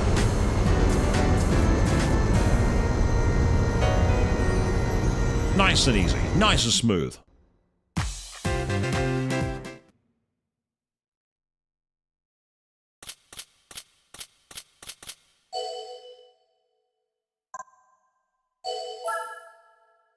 And look at that keyring, people. Oh yes, we're champions now. So the question is, what do we get for winning the Mirage tournament? We had to farm the car, but we've made it, and we've won. What have we got? We've got a Daihatsu Midget Type 98. Bruh. Seriously? That's the best you're going to give me? A Daihatsu sodding midget? The world's lamest pickup truck. We're 68.5% complete at least, but wow, we're not doing very well for Daihatsu. As you can see, we've got the midget, we've got the Storia, and the Storia. But we don't have any of the concepts. They don't count, I don't think.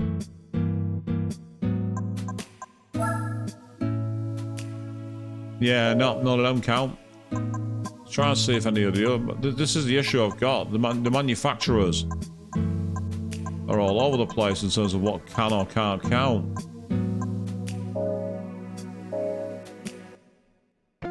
Right, question is, what else have I got? Have I got any American events free? No, I don't. So in the States-wise, races, Cadillac, they don't have any. Chevy, I'm sure they had the Camaro and the Corvette. Thing is, I've not got any Corvettes. I've not won a single Corvette. I've not won a Vet at all. Chrysler don't have any, I don't think. Well, they do actually. What do they have? The Crossfire. Don't think I've got a Crossfire. Don't think I do. I'll double check that in a second. Ford, shockingly, don't have any events. Despite having so many different cars in here. Plymouth, don't have any either. I think I've already done this one, the Shelby one. It was a Shelby Cobra, I'm sure I've already done it. Yeah, I've done it. I thought I had. DMC don't have it, neither the Mercury, neither the Chaparral, neither the Xion. Infinity might do. No, they don't. Meanwhile, Lexus, they don't have any either. That's Jay Leno's own tank car. Eagle, they're not going to have any. Buick, none for you. Carlaway, none for you. Celine might have the S7, but I don't think I've got any. I don't think I've got any cars of theirs. Yeah, you need the S7 to race that one, so I can't race that. Paynos, they're the GT car manufacturer. They don't have any events. Right, I'll just see if I have a Crossfire, but I don't believe I do. I don't believe I have one.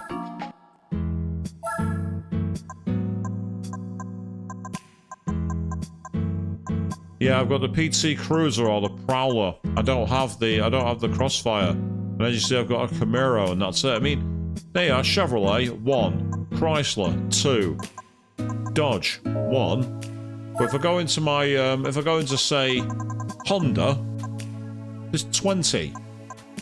If I go to Nissan, there's 16. If I go to Nismo, there's another 4. So if I go to Mitsubishi, they've got 9. Merc have only got 1. So there's so many manufacturers who have barely got anything for. They're the touring cars, which are no use. I don't think Opel have the Corsa Cup. I don't think they do anyway. Let's take a quick look. I think they have the Speedster tournament, and that's it. I'm almost certain of it. Yeah, they do. They only have the Speedster trophy.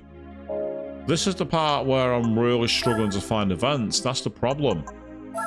So when you're trying to do it using prize cars, I've got the Beetle Cup or the GTI Cup. I've not got either of those cars. So I can't do the Volkswagen ones.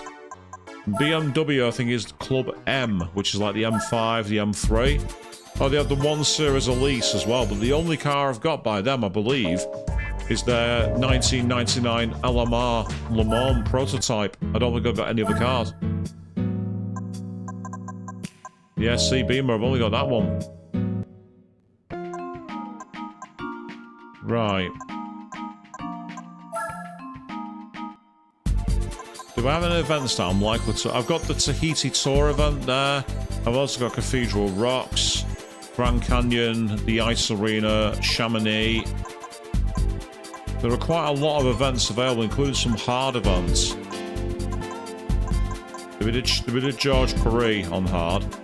We've not done the Rally of Chamonix. We've not done Cathedral Rocks.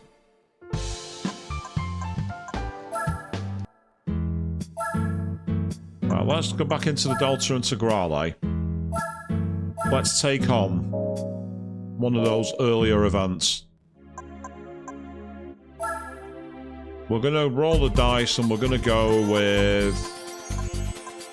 We'll go with Cathedral Rocks. The Yosemite Rally 2. The second version. See if we get any better luck. So we're up against the Toyota Celica. We're in the Delta Integrale, so we should win this quite comfortably.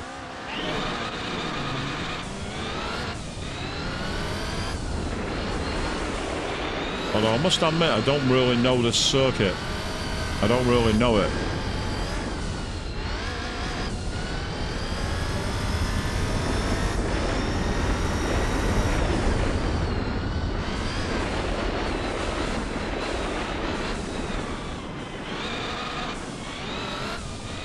Yeah, these like semi-3D models of the PS2 era, they don't look well on this monitor.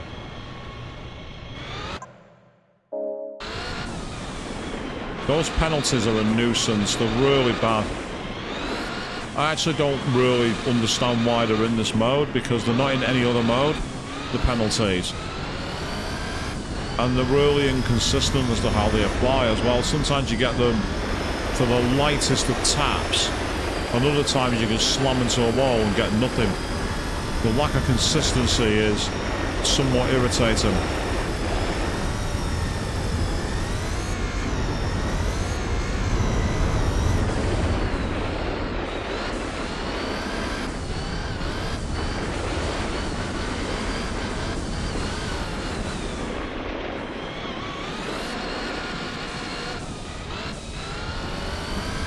Okay, well, we managed to get a bit of a lead. Nope. I was about to say we had a bit of a lead, but the jump threw me into the wall. I saw that coming.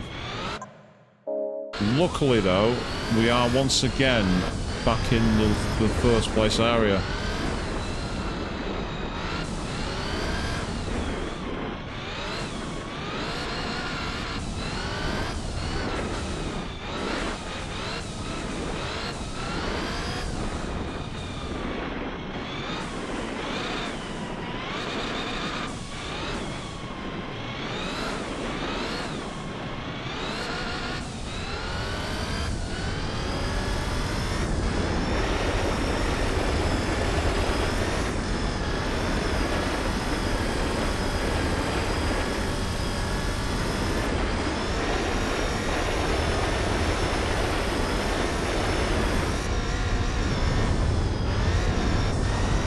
Okay, that's good. So I mean, I slammed into that wall at 60 miles an hour and got nothing for it. Don't make sense. Good news is that we managed to beat that one. So that's the first round. The question is, will the second round give us anything of value? I don't know. That's the issue. With random prize cards, anything is possible. We might get a really, really good run, or we might get a terrible run.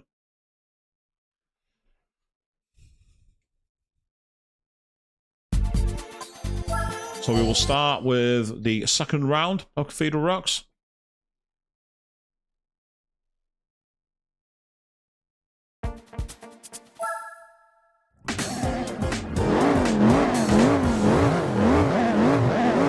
That's the Audi Quattro this time.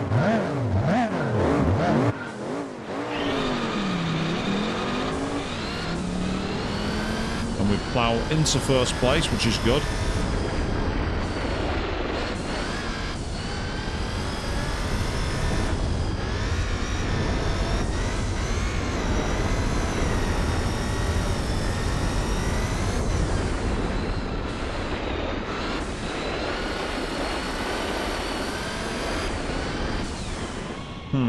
See, I barely tapped the wall and I got me a penalty. Whereas on the previous lap, I slammed into a wall at a much higher rate of knots. And yeah, the lack of consistency is somewhat frustrating with this, it has to be said. But you just have to, like, try and get on with it as best as you can. And as I say, the tyres just don't feel very good. It is a loose surface, so you can't expect it to be 100% grippy. You know, it's not grip driving here, we're doing drift driving. So I've never been a big rallying fan as a driving. I've never really enjoyed the games as much as racing games and circuits. I've much more preferred the discipline of learning a circuit. In rally, you never have consistent conditions. And it's just not my thing. Don't get me wrong, I have mad respect for the drivers. The people who can play these games and control them, absolute gods, really good. It's just not for me. I don't think the physics engine is very good in the Gran Turismo games. Rallying has never been what I bought a Gran Turismo game for. I always bought it for the racing. They should have stuck to the one thing it was good at, circuit racing.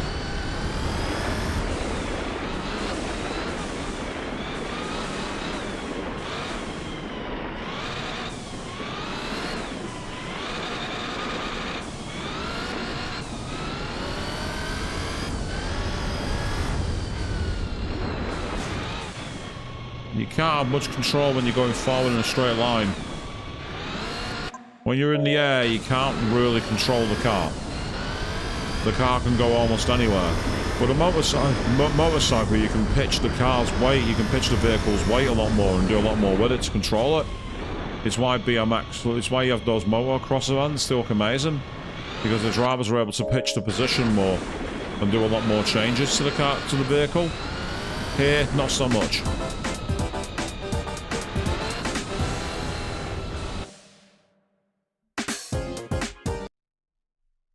Okay, done.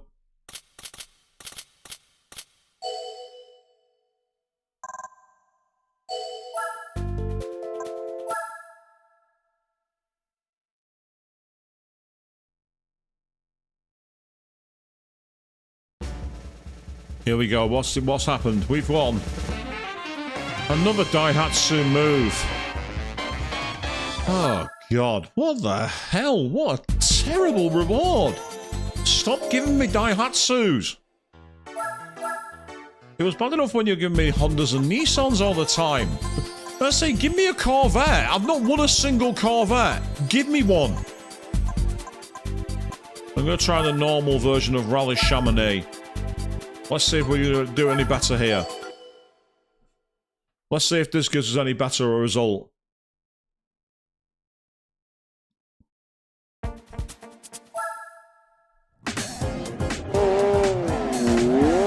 up against the 205, one of the legends of rallying. The 80s legends, the hot hatch icon.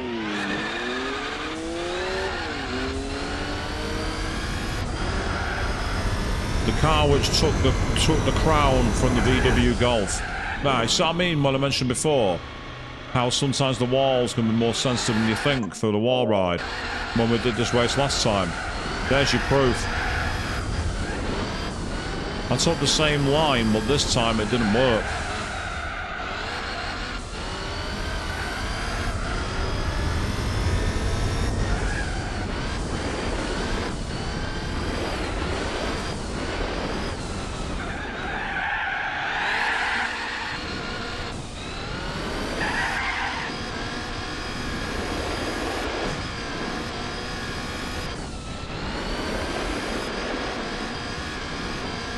Now we're making pace. Now we're kicking up a notch.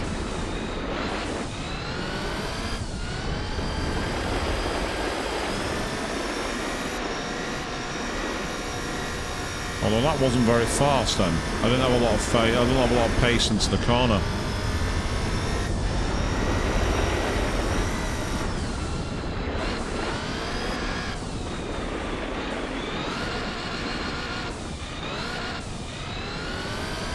But that time we did.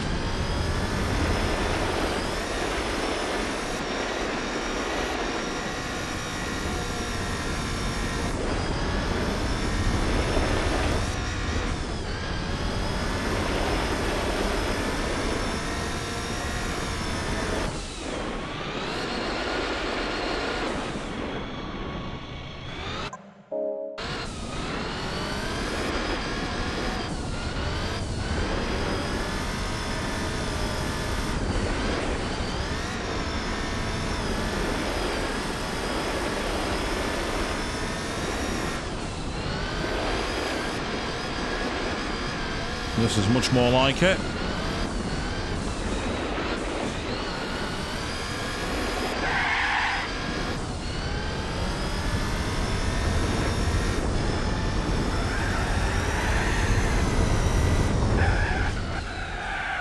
Yeah, see, this is the point. The car has no grip here. Absolutely zero grip in the rallycross sections. You can't do anything with it. You can't get the power down. I barely even tapped the wall then. Barely tapped it. Yeah, other times I was at the top of the mountain, I was slamming into it back first at 40 miles an hour. Very, very odd, inconsistent approach to the penalties here. Very strange.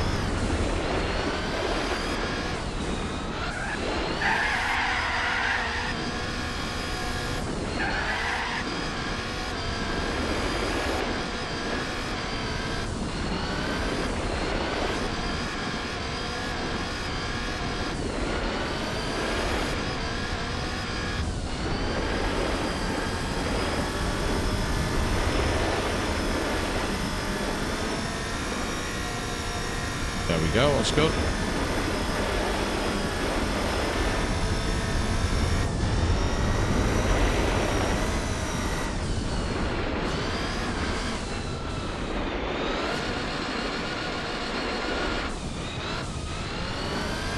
Now we're really attacking here. This is good.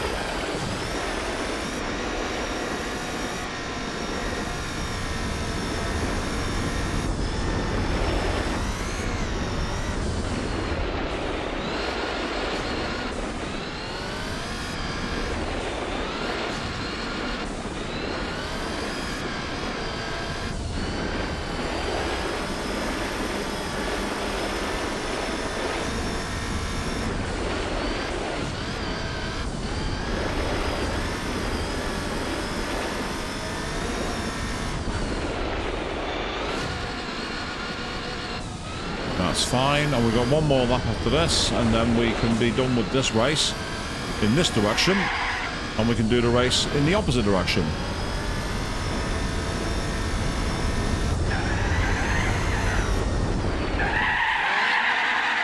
I didn't touch anything then. Why did I get the penalty? What the? No. Well, now I know why I got the penalty, because I couldn't see what I was doing. That one was... That second one was fine. No issues with the second penalty.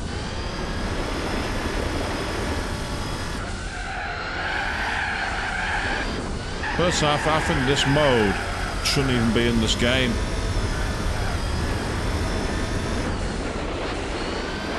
Because the problem I find is the penalties are not consistent enough. And also the computer can ram into you and give you a penalty. And for me, that's why I'm actually going to look at doing something else in a minute. Because I am not making much progress here. I have an idea.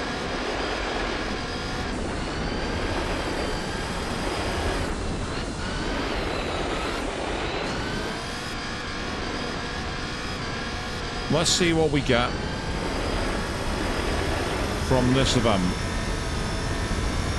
We're coming close to the 2-hour mark, so we're almost at time where we're going to wrap up this video. And we'll be picking up this another time to do more playthroughs.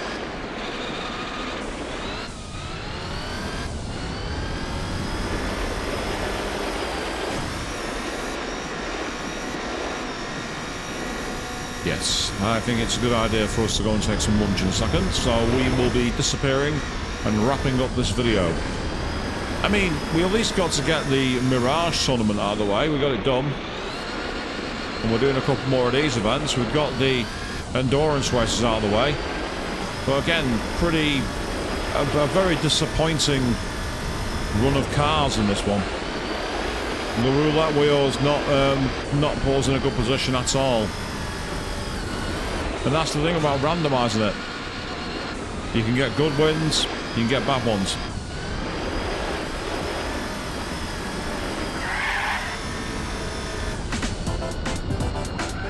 Still, we won the first race in that round, so we got one more to do. And hopefully after this, we'll get something usable. We'll find out, won't we?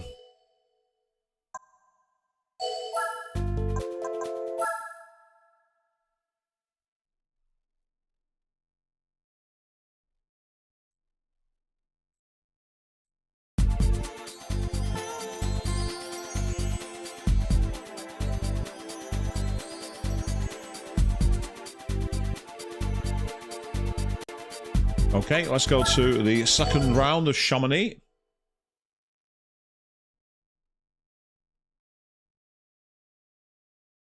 Up against the Ford RS200 this time. Ooh, interesting.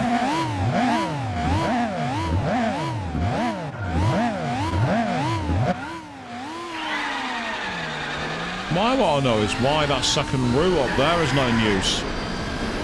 I'd love a no clip so I could go out there and find out what's back there.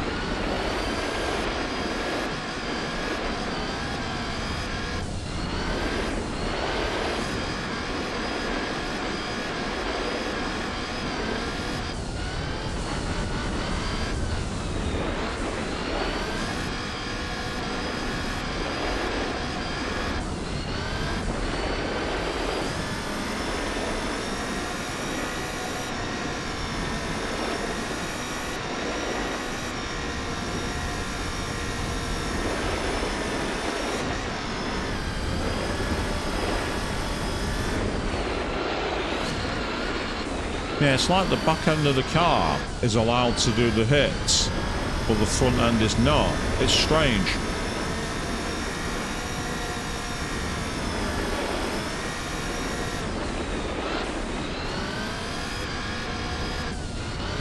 Makes me wonder if the Ford F-150 pickup truck I've got can do what I did with the Dodge Ram. Fit the snow and dirt tyres and then take it to the rally stages and just dominate because of sheer width of the car. You get in first place and you just block the opposition.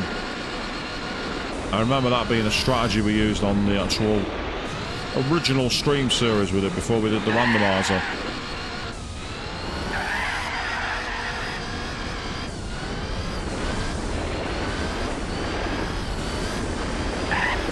Oh, what the?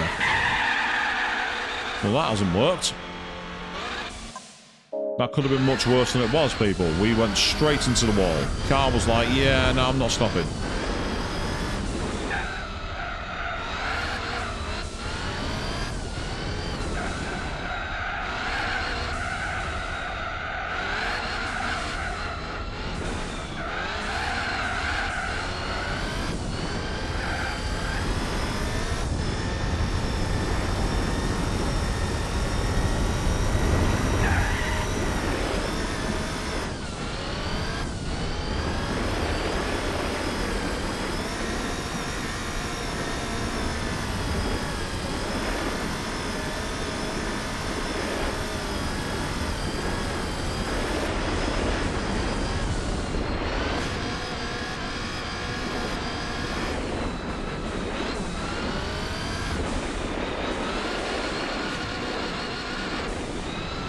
Okay, now we're looking good.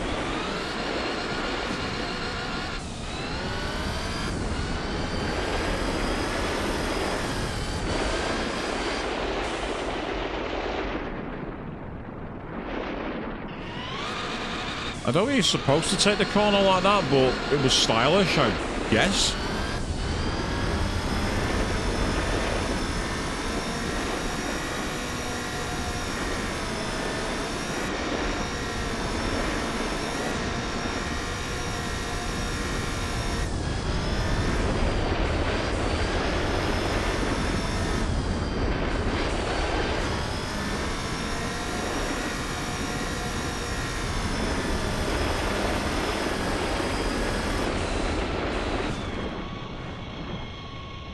Well, that's not worked.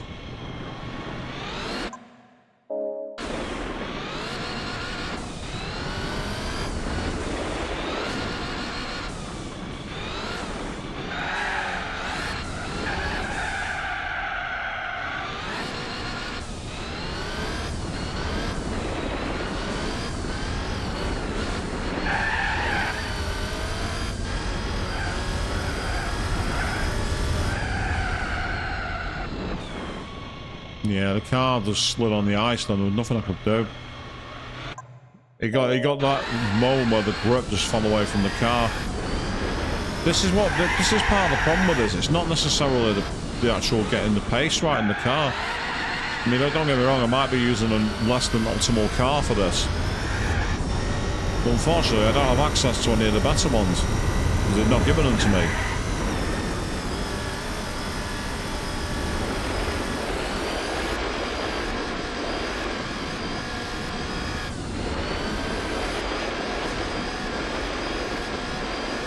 The good thing is that we're in the lead. We've got quite a decent lead. So let's keep it going. Because I want to find out what car is waiting for me on the opposite side. And it'll be another Daihatsu move. Hell, if they were going to give me a Daihatsu, at least give me a Copen so I can do that bleeding tournament that they've got. You know what I mean?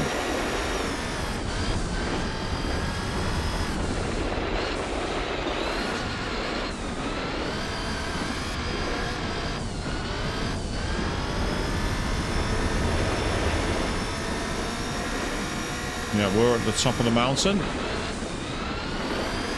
Cue the initial D music.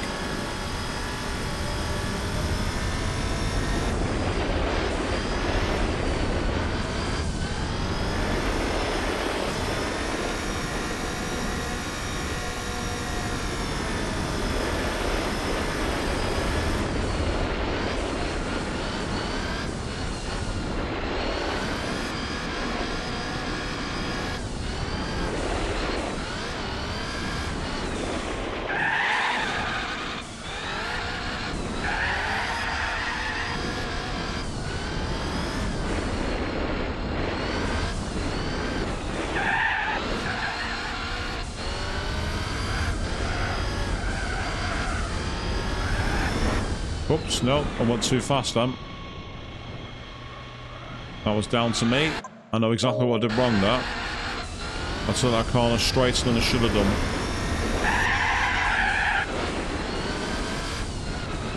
And when you take the corner too straight, you just end up like splanging into the wall, causing all kinds of damage. And you don't want to do that. So, here we go, heading for the line, and that is a finish. Oh, that's better. Nice one, 6:45. Okay, so here we go. It's the final roulette roll of this particular recording, people. It's the final roulette roll. We made some good money at least. We're up in the nearly 1.5 million bracket now, which is great. So, let's roll the dice. What are we going to get?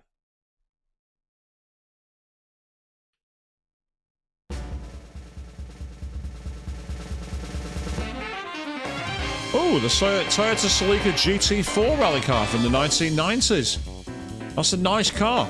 That's actually a very, very nice prize car to get indeed. Stunner of a vehicle. It's not what I technically need, but it might make possibly doing some of these rally events a bit easier. Because that might be better than the Delta, I don't know. I'll have to give it a try. So, 69.2% complete, people. We are getting closer. So, we're going to pick this up on another recording shortly. I'm going to upload this later on at some point. Hopefully you'll get that soon. Until then, thank you all very, very much for watching. And Daihatsu. It was bad enough with Honda and Nissan. Knock it off.